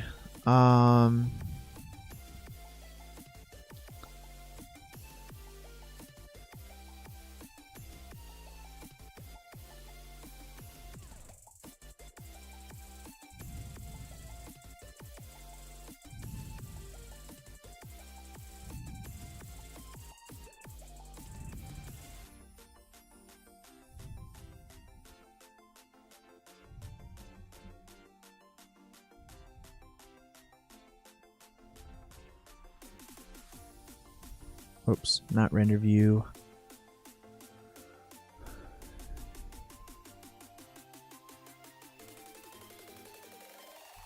Kind of want this to be in material view personally.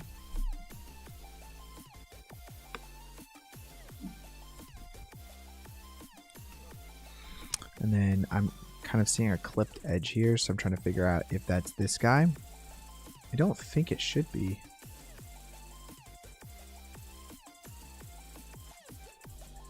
Suppose we could test by literally just deleting that.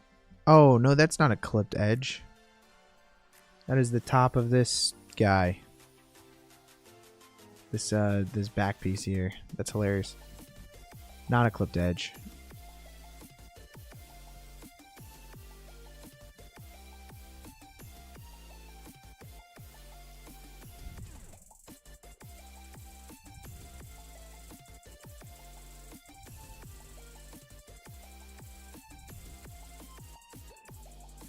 I'm going to take this whole kind of section here, and I'm thinking, let's duplicate it.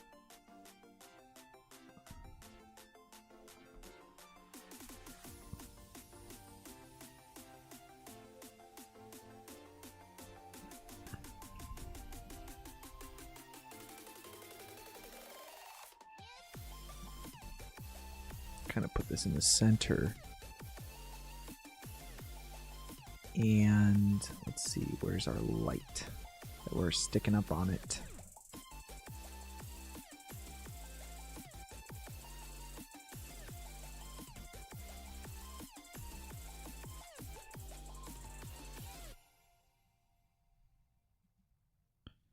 And that way that'll add a little more contrast to our main guy here by having kind of like this overall kind of like lower fog that's happening behind him. And then adding more contrast to our shot here. I'm just going to draw our attention more to it. And obviously we could do some of these things in comp as well, but I wanted to try to get as much done inside of here as possible before we went anywhere else. I'm not going to be able to get like this rolling fog that's going up the hill. I don't think I will be able to do that. But what we could definitely do is grab some of this smokiness that we have here, just duplicate it and scale it up.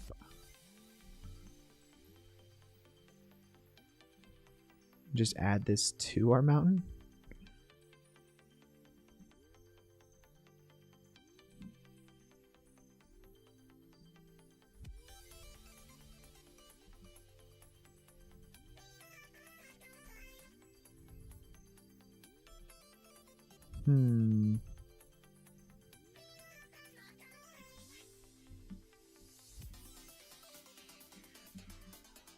Add some kind of like light to it, I think.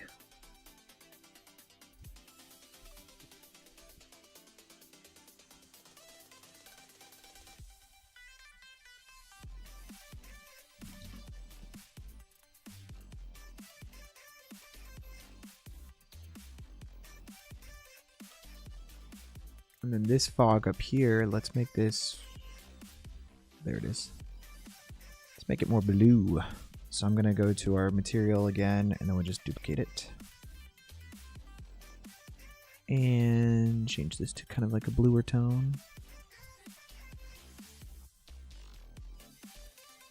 And I'm going to select both these guys, and now if I could just duplicate this around our scene, that might work.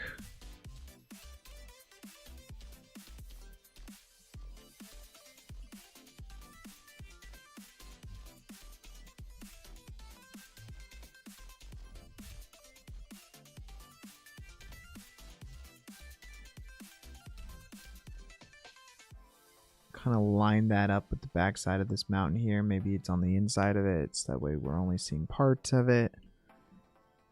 I'm just going to kind of fill our scene up a little bit with some different volumetric 2D smoke here.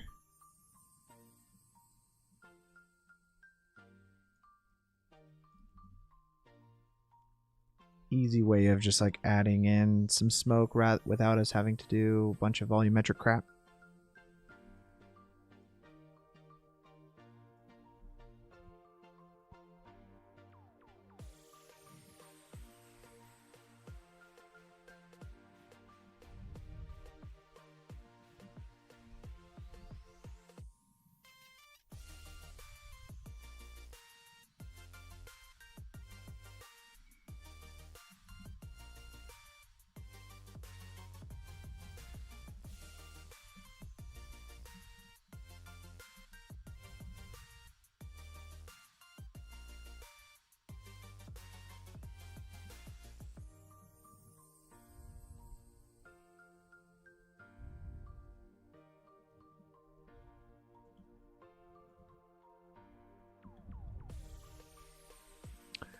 All right. Looks pretty sweet. Let's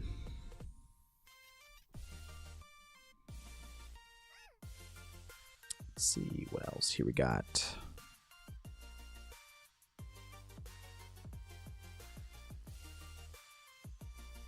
I have an idea for the glow and stuff like that on the back here. We can create a little bit more God Ray type effect inside of comp, so I'm not going to be too concerned about that here. Yeah, let's see what we could do right now in comp. You know what, on this ground here, I almost want it to feel kind of... Doesn't feel real, guys. It just needs to not feel so flat. So if we select the ground, for right now, I'm just going to turn off the visibility of these things. I'm going to save. And the material on the ground is this base soil. Go to texture paint.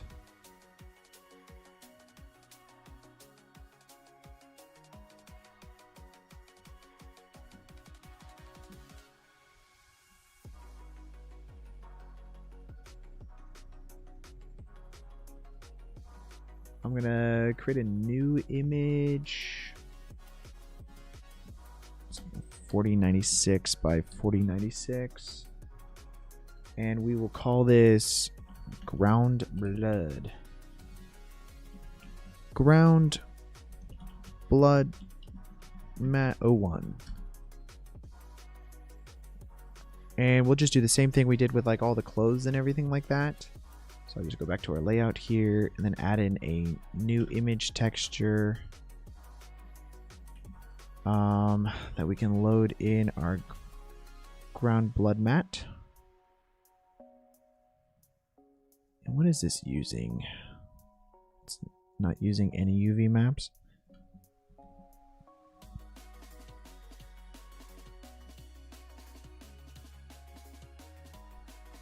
If I go to texture paint now, I think I can just paint in right here, right? Is that possible? It is. It's not super high quality, but it may work.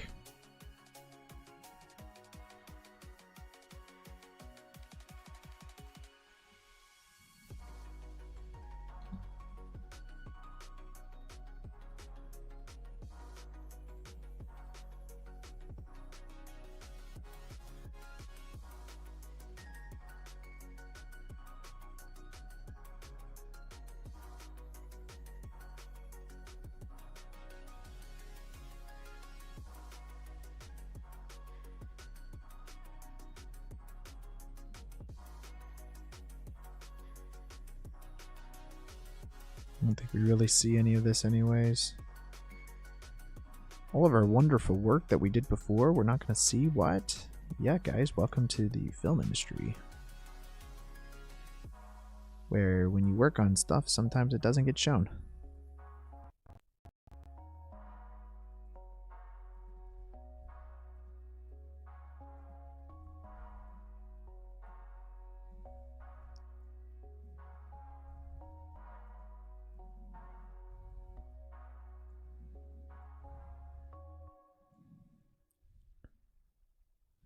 Okay, so I think that should work nicely. So we'll go back to our, save that.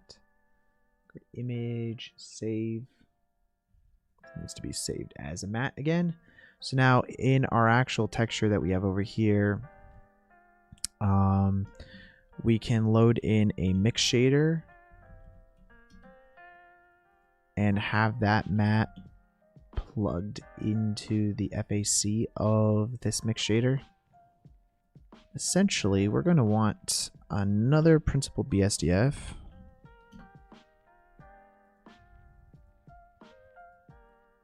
It's kind of red. I'll even preview this so we can see what we're doing here. I'm going to turn the roughness off. This is just an easy way of getting kind of like a liquidy looking material. And want it to be a little more red and fresh. There we go. Now we got ground everywhere that's just like super bloody. Plug this into the bottom of this mix shader. And then this one right here into the top. So now if we go view this, we should only get certain areas that have blood.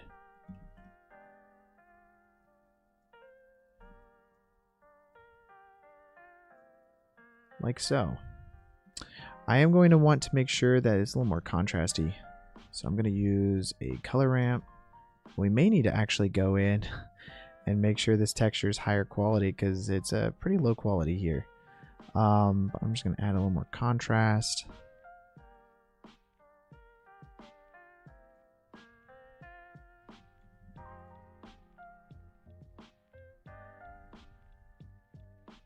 And yeah, that works pretty good right there.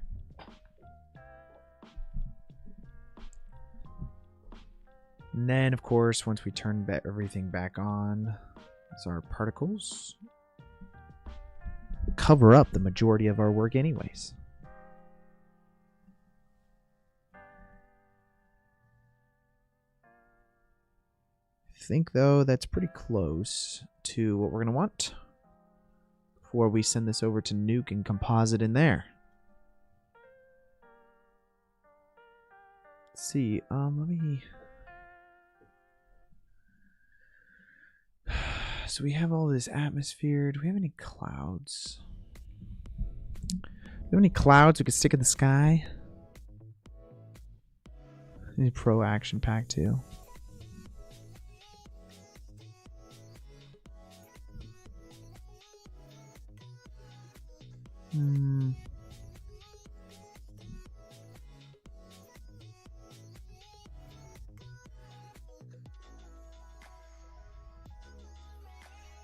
As far as atmosphere goes, maybe something in here. So I want something in this section here and something a little more up there.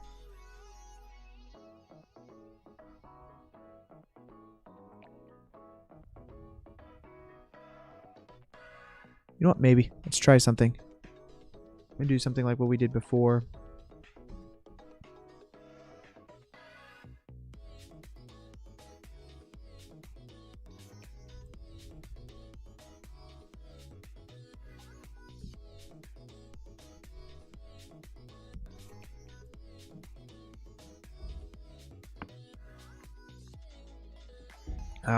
This is a good moment. If you guys haven't already, make sure to hit the subscribe button. We hit like 1,000 subscribers last week, so I'm really excited. And it's been a good run so far, guys.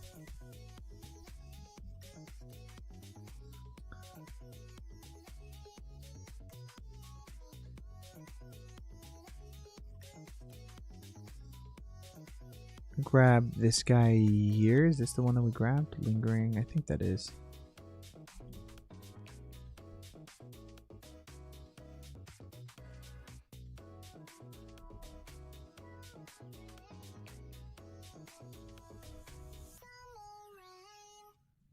We can use this. Remove that from the alpha there. We're just gonna plug.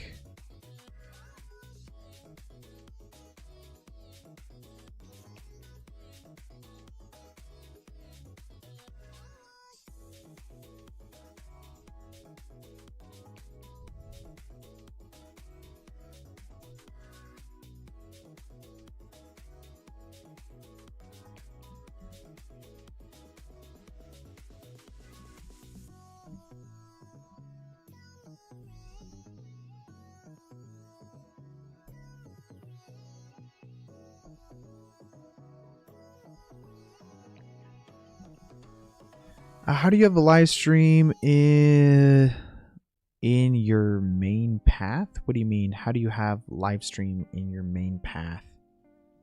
I don't know what you mean by that.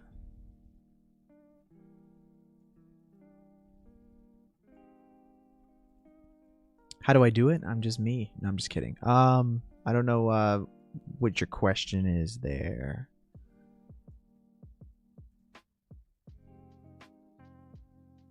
if your question is how do I do it with like as a main job, I don't. So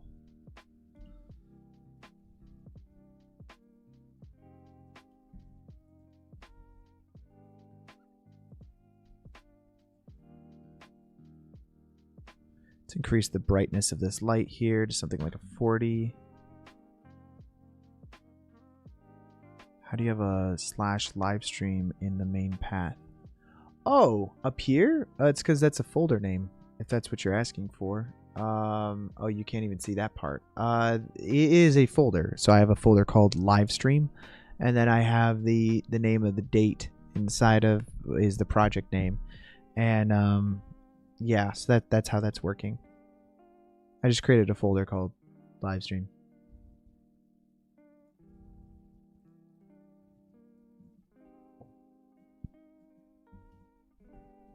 Gonna add a color ramp in here and make this a little more contrasty for the clouds.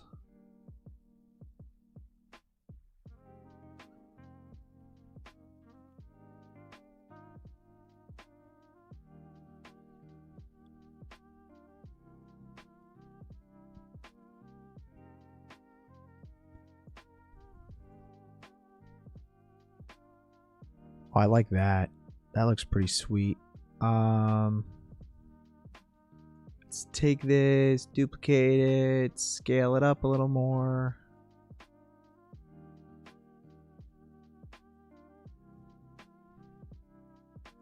And then I'm going to take this guy over here and just duplicate him, rotate him around. A lot of lights just pointed at like these cards that we placed in the air for the clouds, but this will make it actually render faster and everything, so no problems with that.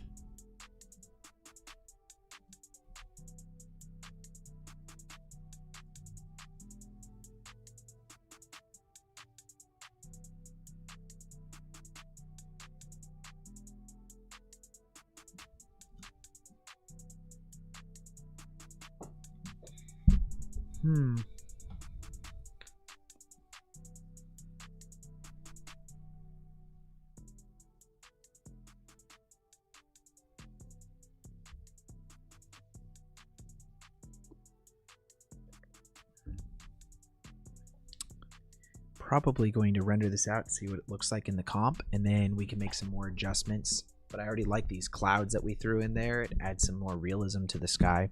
Love that. Love that.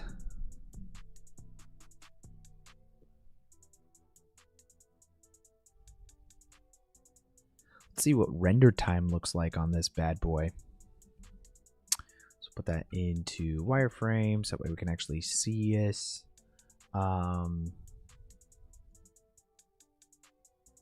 And I'm actually sure that we're probably going to have issues, but let's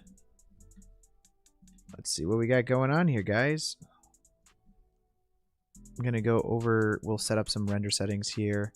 I am rendering in cycles and GPU. I'm going to set this to 1024 for these samples. Color management, we are using sRGB, AGX. And let's see. Let's set this to OpenEXR multi-layer for the output of our setting here. And yeah, we'll render this out at full res because then I'll know the color is correct. The other thing I want to enable is some crypto mats. So I'm going to go enable objects and materials for this render. Go ahead and hit save button there. Just see what this looks like.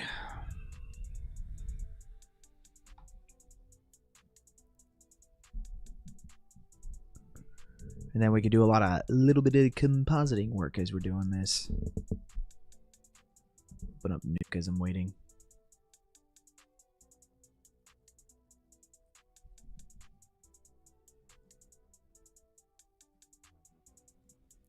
Worker possible R&D channel would be nice. Working on a... Oh, yeah.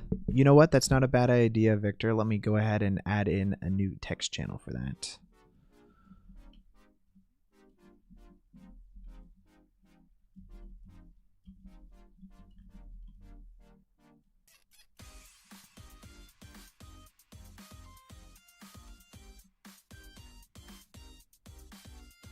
Everyone should have access to a new work in progress and R&D channel.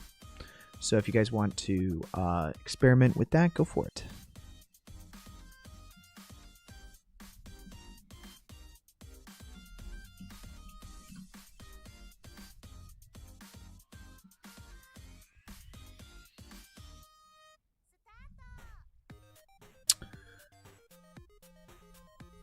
Still take like 6 minutes to render anyways.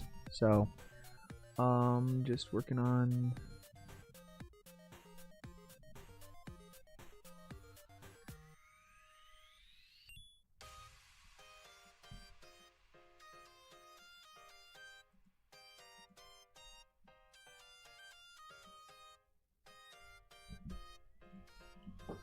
trying to find an appropriate emoji for the for that new Discord channel.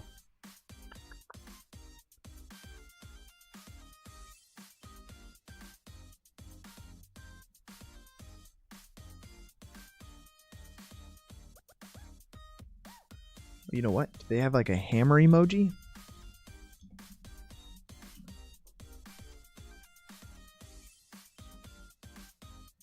Kind of do.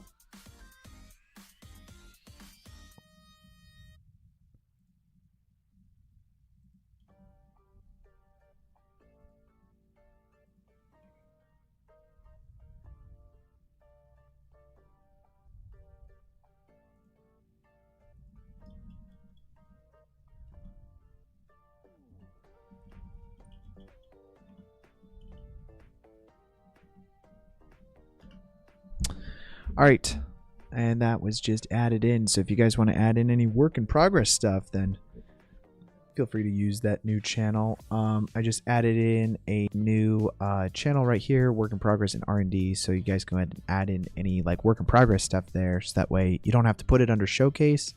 You could just throw it under here.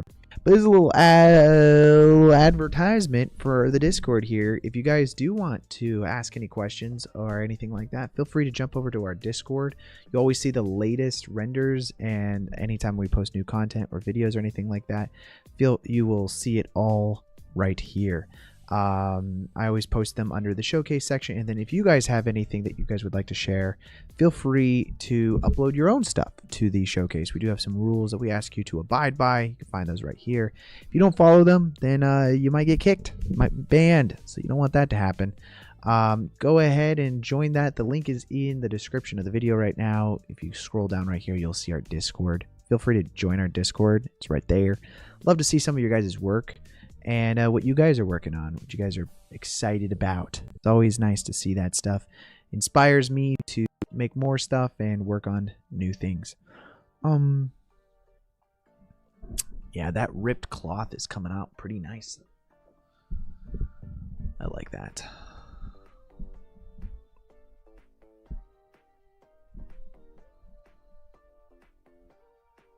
I might paint some of that back in though.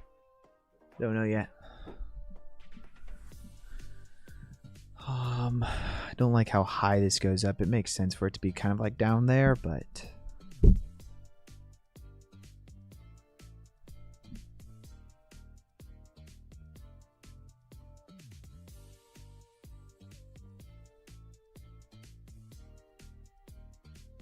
yeah. You're a law-abiding citizen on Discord? Well, that's good. We don't like non-law-abiding citizens, all right? Don't have enough mods for it to not be law-abiding. So if there's any problems, you just guys get banned, and then you can't get back in the Discord, and that's a problem. But it's not my problem. So I'm going to save this to our folder here. Let's go ahead and create a new folder called Output.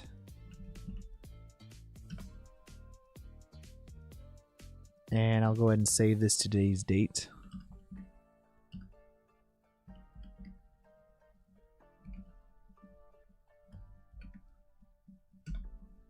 I'll go ahead and save image as. All right, let's go and open up our new comp now and drop things in. First, just grab our EXR that we have. So live stream, today's date, output, EXR, fantastic. We'll need to shuffle things accordingly. So let's say be combined, everybody, be combined. And well, hello, Dread. See, my name on Discord is just my name. So Dread was an underrated movie. It was. Never seen it, unfortunately. There's a lot of like movies that I've realized that I haven't really seen. Add some distortion in here. Kind of thinking overall on the mountains back here, we might want to tone it down a slight bit.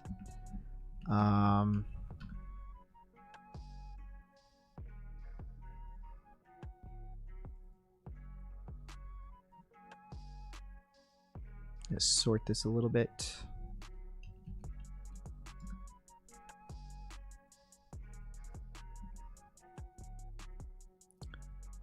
I'm going to swap this from object to material, and if we select that material specifically for the fire, then we can always adjust the grade just on that area.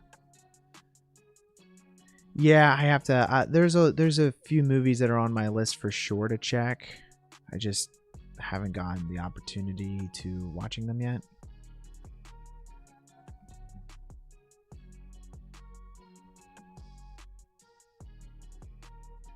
Yeah, it's nice. Just maybe even a little more. Just to kind of give it that intensity.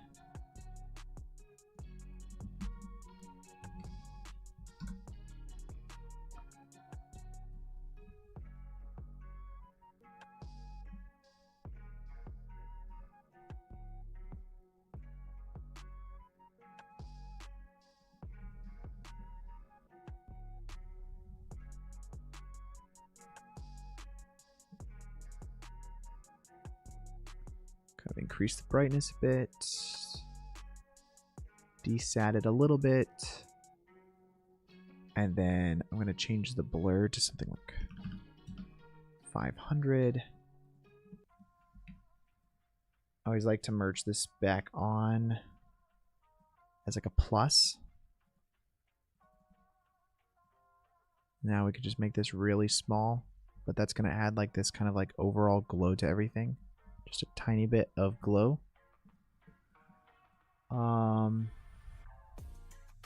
But before that happens, I'm going to do a few more glows here.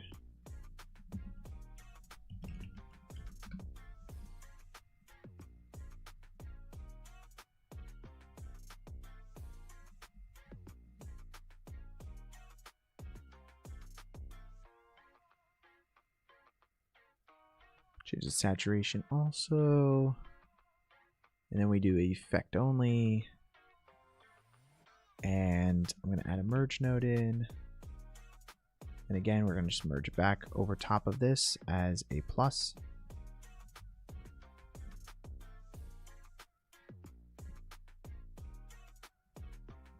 And then I'm going to add another glow in. Again, tolerance.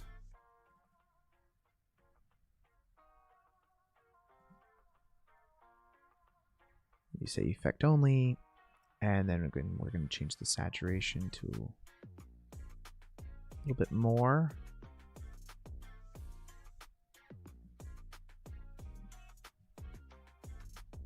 And just kind of merge this back on top of everything again as another plus.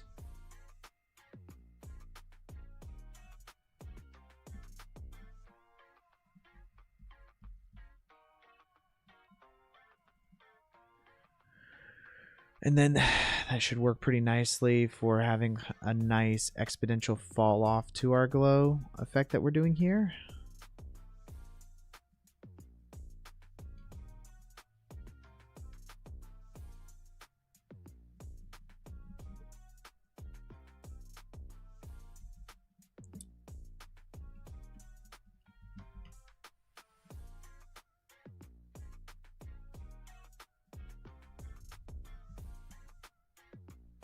kind of give it a bit of a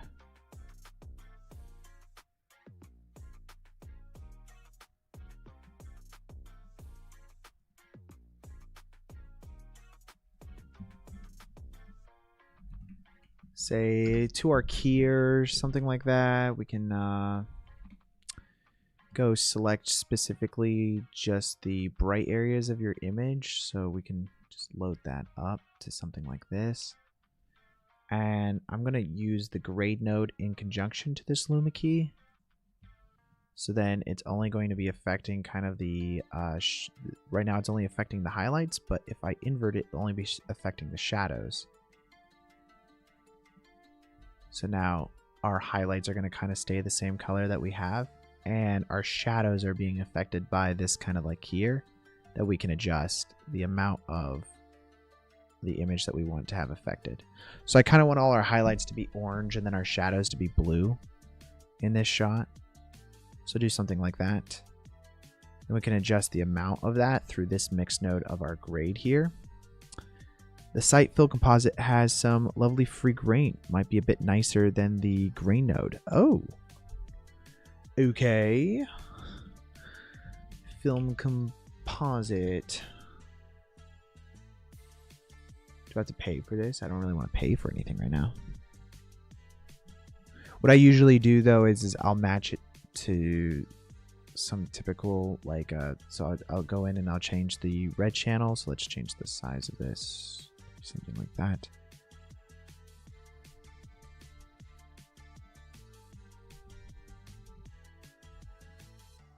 Usually this works pretty nice. It's pretty subtle, but this is generally speaking, like, this is how a lot of grain is. You have a good understanding of film grain.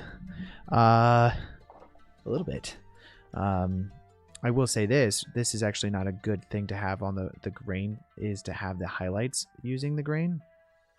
So right now it's only applying through the alpha. And the great thing about that is that we set up our scene to have like this alpha mask on it. What we really want to do is not apply only through the alpha. We want it to be everywhere, because otherwise it's only going to apply to specific portions of your image. And you can see that through, best way to see that on is probably on the main part of our shot here.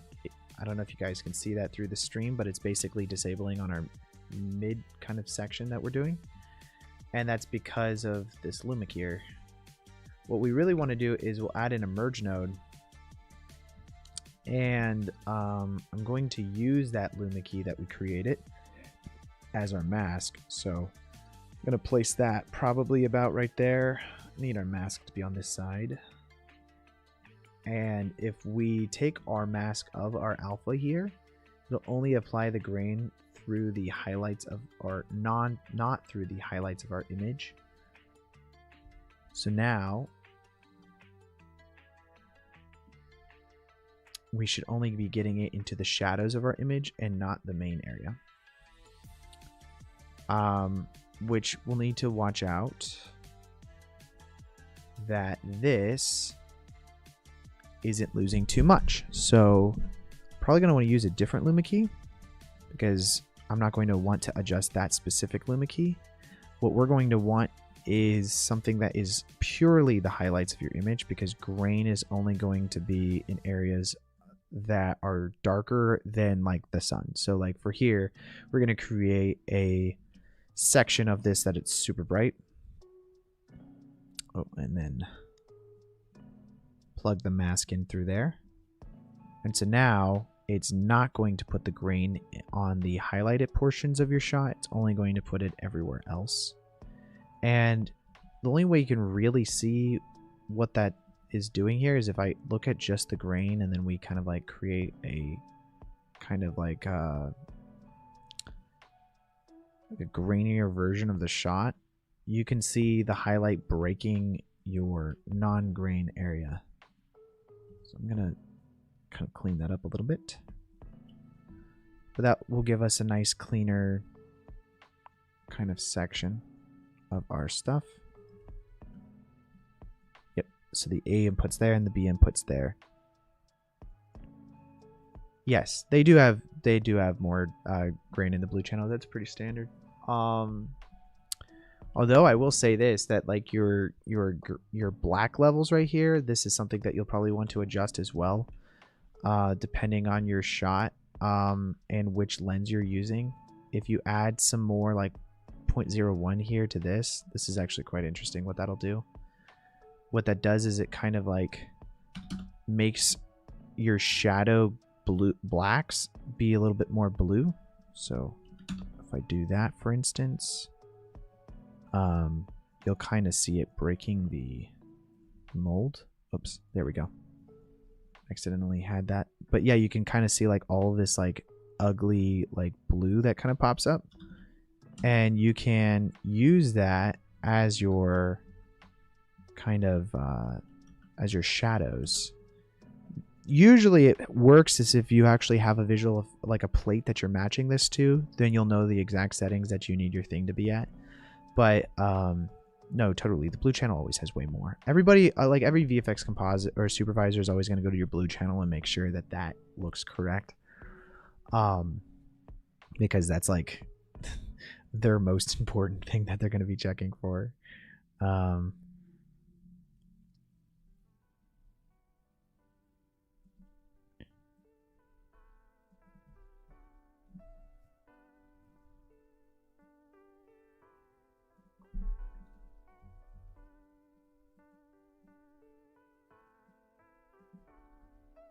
think that looks pretty nice. I like that. I'm going to add a crop at the very end of our entire node graph here. And I am thinking we have like God rays that we can add in. I haven't decided if I wanted to do this yet or not. Let's do it under before the lens distortion section of our comp. Move that whole section down. Here is what we'll do is this is our mask. We can use God rays, or we can add in like a lens flare to our shot. And I just want something not super overt. Let's load a preset. Let's see what we got, and then we'll make it like almost invisible. The good, the bad, and the ugly. Do you have any VFX stories to tell? I thought you were talking about the movie at first. What do you mean by VFX stories? So like something that's like the good, the bad, and the ugly. It's a good question. I will say a lot of the times in film, people seem to think they know more about X topic than they actually do, and that tends to hurt filmmakers. So just always, whoops, I guess I didn't select it. I think that one of the things that you learn pretty quickly in different situations is whether or not to talk or to just kind of let somebody have their own opinion.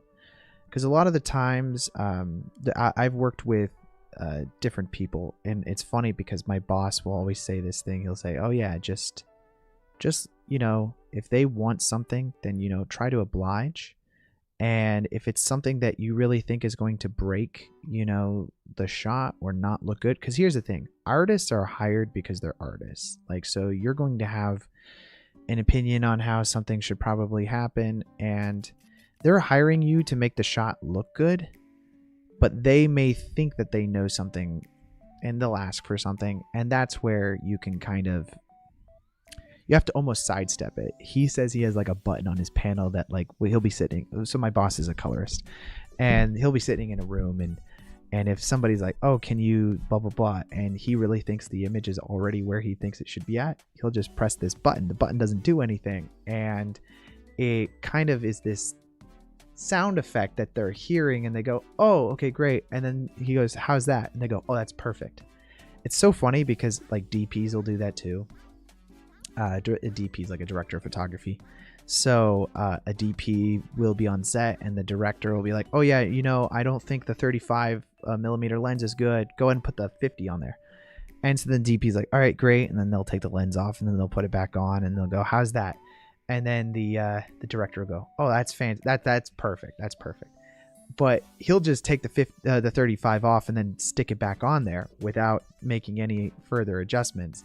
And like oftentimes that happens. So like sometimes if you need to, you know, just press your fake button.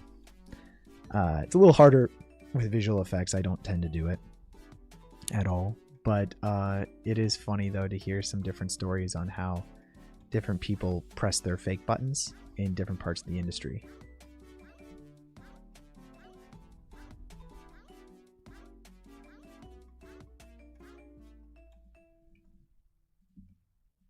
For me, I think the best thing that a filmmaker or a VFX artist can do is never stop learning. And I think this is a fear that a lot of people have with the whole AI thing, is that they're afraid that their jobs are going away. And the only reason why your job is going to go away is if you don't learn how new software works. It's actually the same fear a lot of people had with like Blender or Unreal Engine or whatever, you name it. Like there's so many different softwares that have come out in the last like few years that people have said like, oh, this is bad. Like, and AI is a little different because it's actually cutting jobs. So it's not as comparable. But I would say that like, as a VFX artist, don't stop learning how to do stuff. Because there's always going to be like something new that comes out that's going to remove the software in which you use. So if you're afraid of like, oh, well, I'm a Houdini effects artist. Well, eventually there's going to be software that does stuff better than Houdini did. And, you know, and there's nothing you can do about that. It's just how it works. And so if you only wanted to use Houdini and you never wanted to do anything else, then eventually you're not going to have a job because you were sitting around hoping that your job would always be there, that people will always want Houdini because Houdini's better. It's like, well, you know, always learn. Never stop learning. I mean, I try to learn as many different softwares and stuff as possible. But other stories, I don't know if there's like any crazy stories. I will say the first like welcome to Hollywood moment I had when I worked in the industry was I work at a studio, and I was in charge of a project that I was brought on to do. And the producer asked this question, and I was kind of like coordinating the job. And the producer asked the question, my boss is standing there. Now, my boss didn't know the answer because I was the one that was kind of like in charge of all of the data management that was coming in and all that stuff. And so he asked the question kind of like to me and my boss who were standing there. And I answered the question. And he asked the question again and just like turned his body away from me and asked it directly to my boss. And my boss was like, as Connor just said, here's the answer. And it was just kind of interesting because that's one of those moments where you like realize you're like, oh, wait a second. Sometimes people are real assholes. Like I got yelled at. Like this is just how Hollywood works sometimes. Like you get yelled at. Like I had a guy yell at me in my face because I asked him to like do some proper procedure that we do here at the company. And these are just like, I guess maybe I shouldn't say that it's, oh, well, it's just part of the business. But it is kind of just part of the business. And sometimes you just have to get over it, you know. But sometimes that happens. I've been yelled at quite a bit by people that aren't even correct, you know, and it's just how it works sometimes.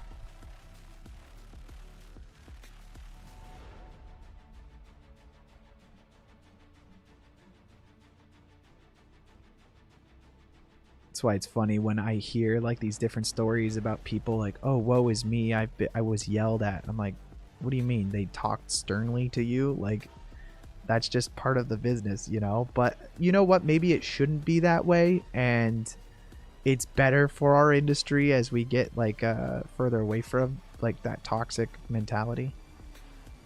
I'm just going to use some of these crypto mats to darken some of our stuff to just create more of a silhouette. Yeah, I mean, ego on certain people it's just, you know, it's crazy. And, you know, again, that's not something that I think is going to change because like that's just old Hollywood. It, you know, if a producer is going to yell at you, the producer is going to yell at you, you know.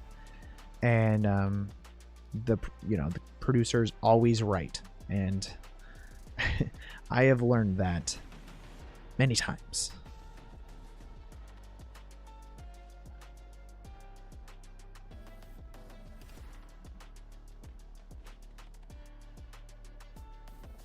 I don't think we actually want... We want... Oh, whoops.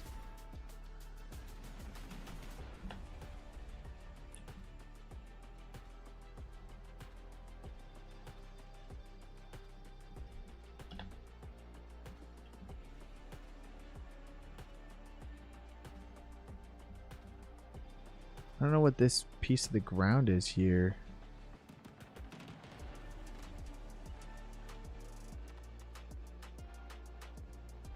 Oh, it's just plain. There, I selected it.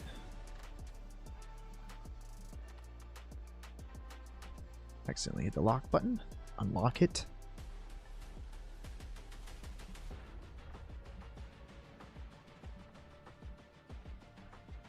Yeah, it shouldn't be. Could only be direct and get the message across. Gelling often leads to attitude defiance and can't think of the correct word.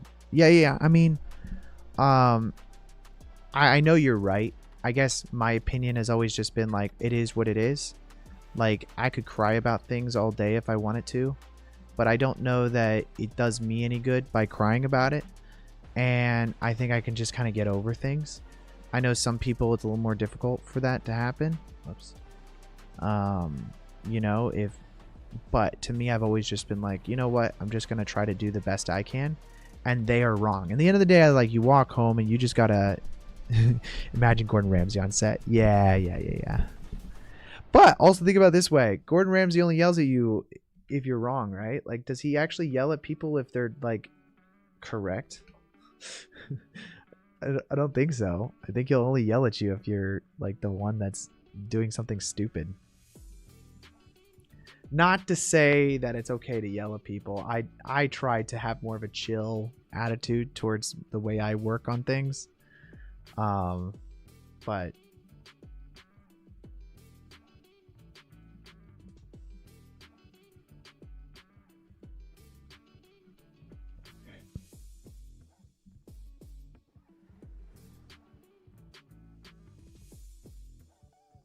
I think you win more friends by, you know, being a cool, chill guy.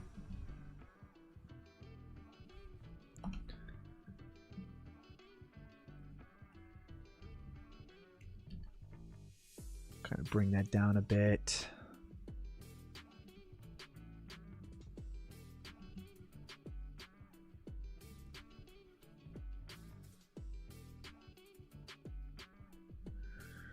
All the way at the top here.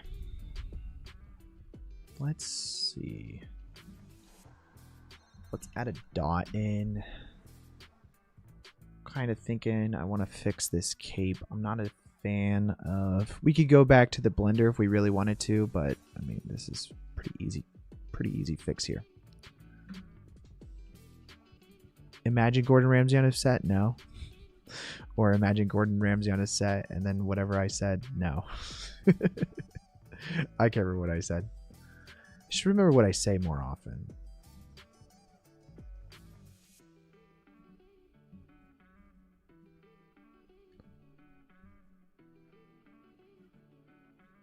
Paint that down a bit. There we go.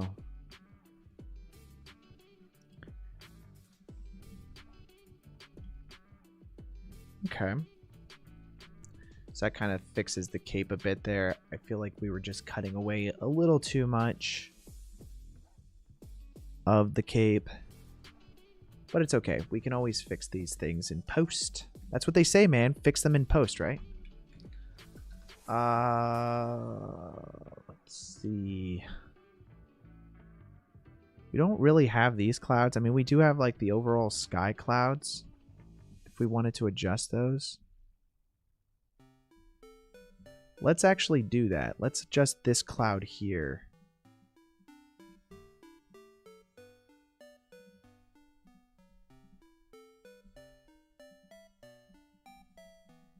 think all the way down here, let's add in another grade node.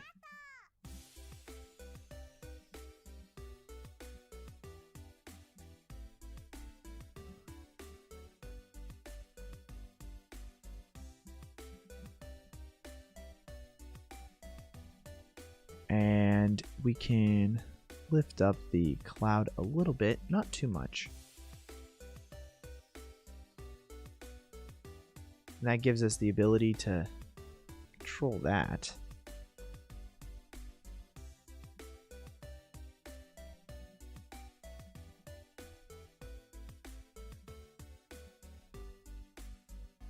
Yeah, because we were just losing it there, but if we lift that up, now it feels like it blends a little bit better to that whole scene.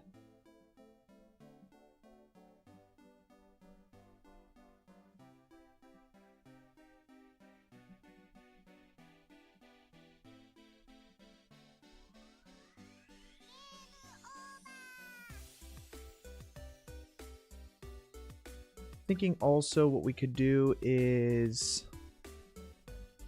add a grade node again in. Just do a roto of just this section here.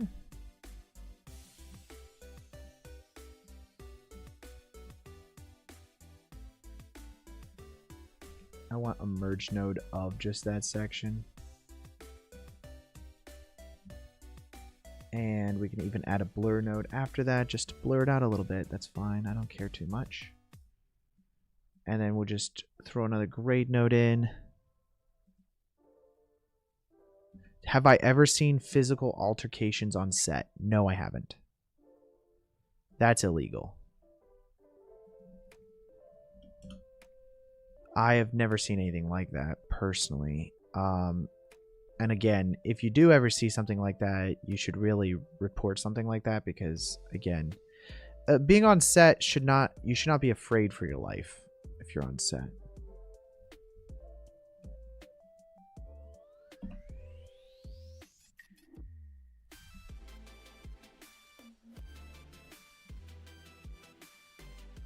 No, something like that is 1000% not acceptable.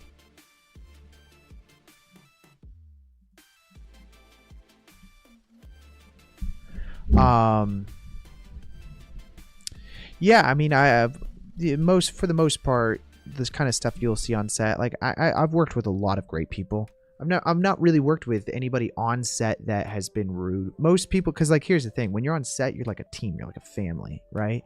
And so you don't want anything that's going to really kind of like break that structure. Because if you have somebody that is toxic on set, more than likely they're probably going to get laid off the job. The only people that tend to be toxic on set sometimes are actors that have like a big head. And every actor that I've ever met has not been that way. So I've never worked on a set where, you know, you've had actors that were bad or anything like that. No, all the sets that I've worked on have been fantastic. For a while I was a PA, and so when you're a PA, you're kind of just you're a little more of the grunt of the family, right? And even when I was a PA, I had really good experiences. Family forever. Yeah, you know, dude, every film set is just it's basically just like a Fast and Furious movie, okay? Family.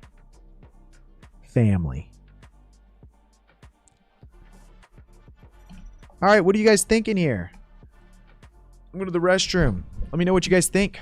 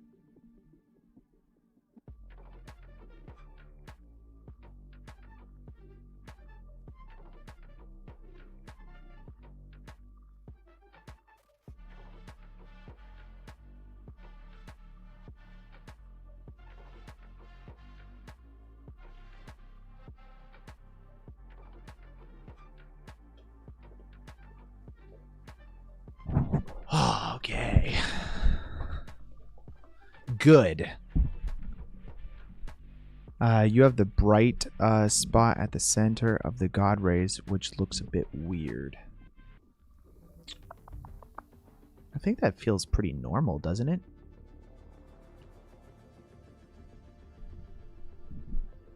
Let's try it without it, because we can always actually turn that off.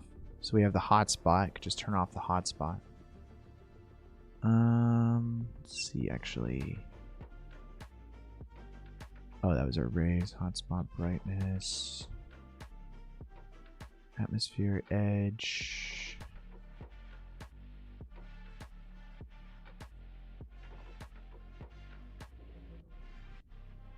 Yeah, I don't know, man. I think it makes sense to kind of have it a little, because otherwise if I remove that, I mean, forget the part where everything disappears for a second. I think this just looks super flat otherwise. I know that the god rays are also going out on that, but like just looking at the fire here, I think it makes sense to have a certain part of it be a little bit hotter. Hello, Giverm. Welcome into the chat. Welcome into the stream. Oh, that just popped off. My mic thing just popped up here. 1 second. Let me fix this.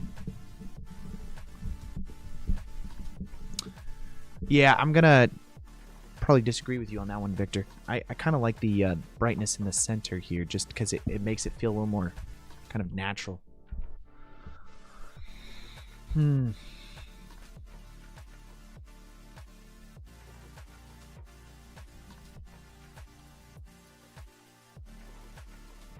It's funny, we just desat it, you know? Let's see. Add the vignette in. Although I do wonder, actually, if we do add the vignette in, I'm curious, maybe we make the vignette happen before... No, I'm not desatting anything. If we had the vignette happen before the god ray.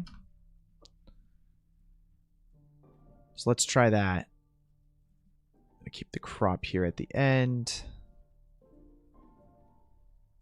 And then where's my god ray at? All the way up here, or lens flare?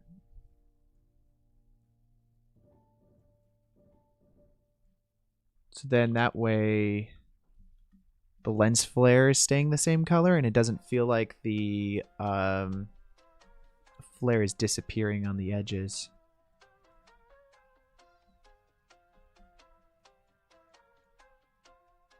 I think I like that better.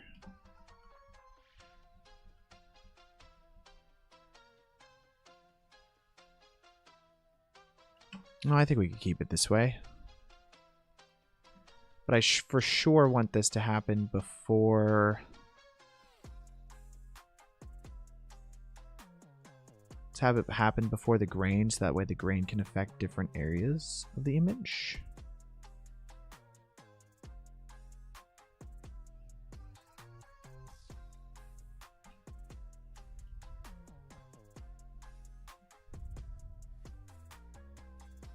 Let's place this into the shot here.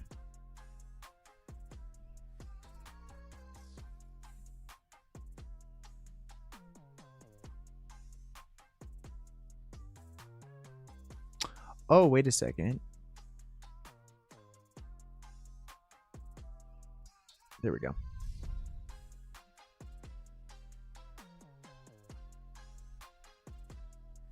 And that way the grain is staying true to the shadowy areas, and it feels more natural there as well. I think the only other thing I'm going to want to do is to lift the entire image up, because I tend to find that on other devices my computer is a bit dark.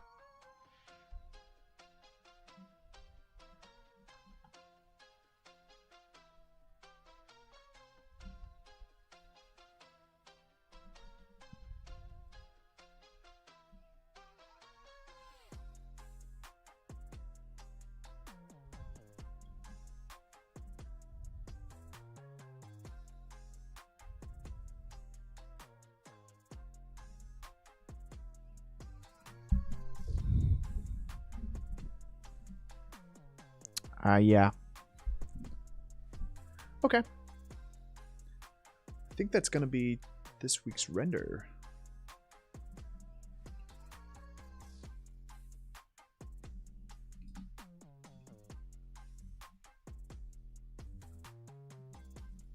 We'll keep it as this. So that's going to be this week's render. I'm going to... I think that's it, guys. What do you guys think? This the finished version of this photo is going to go up to Discord. So the photo will be on Discord.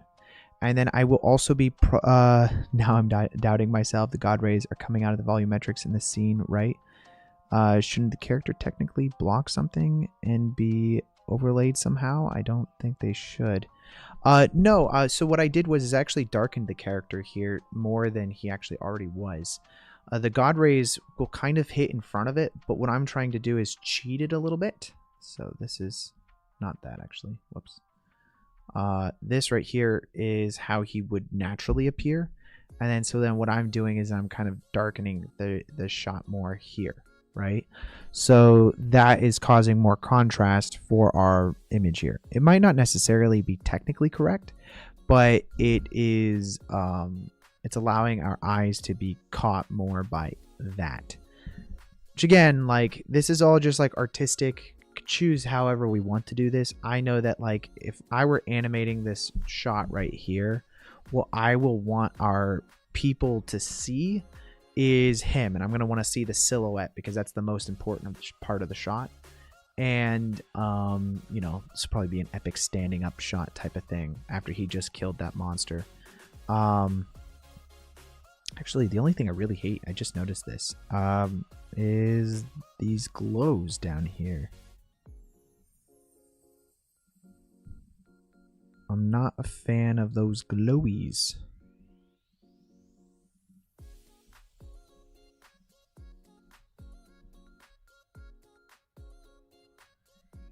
One second. We can get rid of those. I'll just show you guys what I'm doing here. Just adding a roto in. I'm gonna kind of circle this whole area down here. Whenever I say we're done with a live stream, we're never done, by the way, guys. Like, this is just a ongoing thing here. Invert.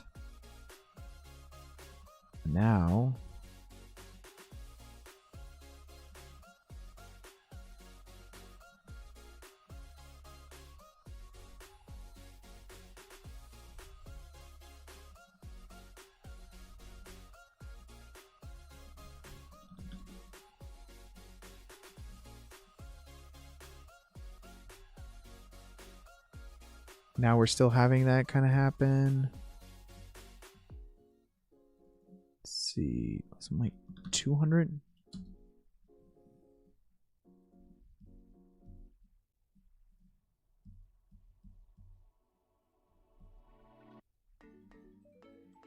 That's better. I can live with that. And now let's go back to the bottom of the stack.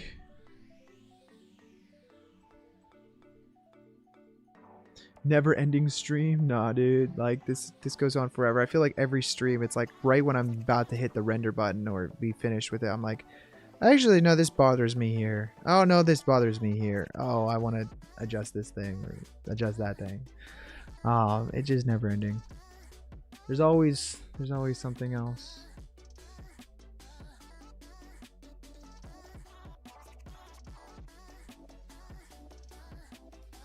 You know, actually, I just noticed. I want to grab... you guys already see my screen here. I'm going to grab some dust particles, maybe. Comp that into the shot. Just some small, slight dust particles.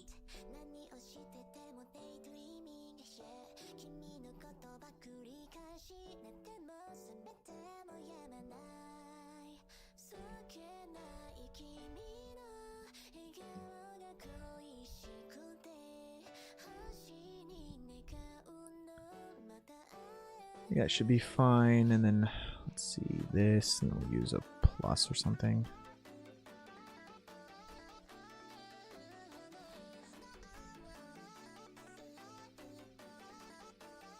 The other thing we could do is probably let's keep the full thing here. Obviously, this doesn't look super good this way. Dust will only appear where the image is lightest. So if we just use a keyer, plug this in this way, and kind of just create a bit more contrast here to our sequence. Something like that should be fine. And if I use the mask plugged into that, it's going to only add our particles in where it's the most bright. I'm going to use another grade node, I think, probably here as well.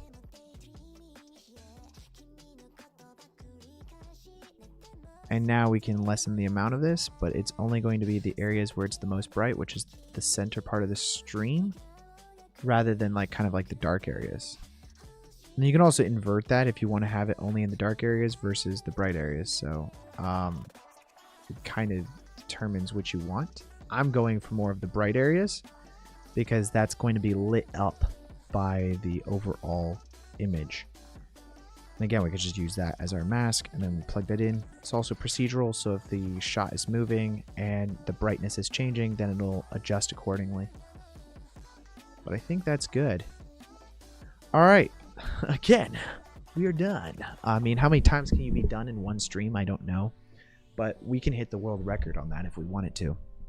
But yeah, I'm going to post this photo to Discord. If you guys want to download it, use it for whatever you want, great. Also, all the project files will be living on Patreon here in a little bit. If you do want to support the channel, a fantastic way of doing that and you guys getting something out of it is by going to the description of the video. You'll be able to see that my Patreon is linked right here. Also, you can download the project files here. If you do join the Patreon, you will get all weekly live stream files as well as all of the project files since the beginning of my streams that I've done. So if you want to just get 1 month, then you can, and then you can download all the project files and get everything like that. These project files should be up later today, hopefully here in just like a little bit. I'll save all the files and upload them. Of course, I can't redistribute the Action VFX assets, so I can't send those to you guys, but I can upload all of the stuff that we create ourselves. But I think this is the finished image right here, and I'm really happy with the way this turned out. And if you guys have any suggestions or recommendations on streams that you guys want to see, then go ahead and join the Discord and send those to me there. The other great thing about, actually the other great thing that we'll be doing this week is I think we're going to be doing a VFX shot on Tuesday. So there's going to be another live stream Tuesday morning. And I'm thinking about doing a Ghostbusters thing just because Ghostbusters is coming out. We'll do a Ghostbusters like electrical pulsing shot. And I'll put the link on the Discord. So if you guys are interested in that, then I will see you guys Tuesday. If not, I will see you guys next weekend. I believe next Sunday we'll be doing a new stream and it's going to be really fun. But thank you guys for joining and hope you guys enjoyed this video. If you did, hit the subscribe button. If you didn't enjoy it, then I mean, hey, hit the subscribe button anyways. I mean, it doesn't hurt, right? All right, I'll see you guys next week. Bye.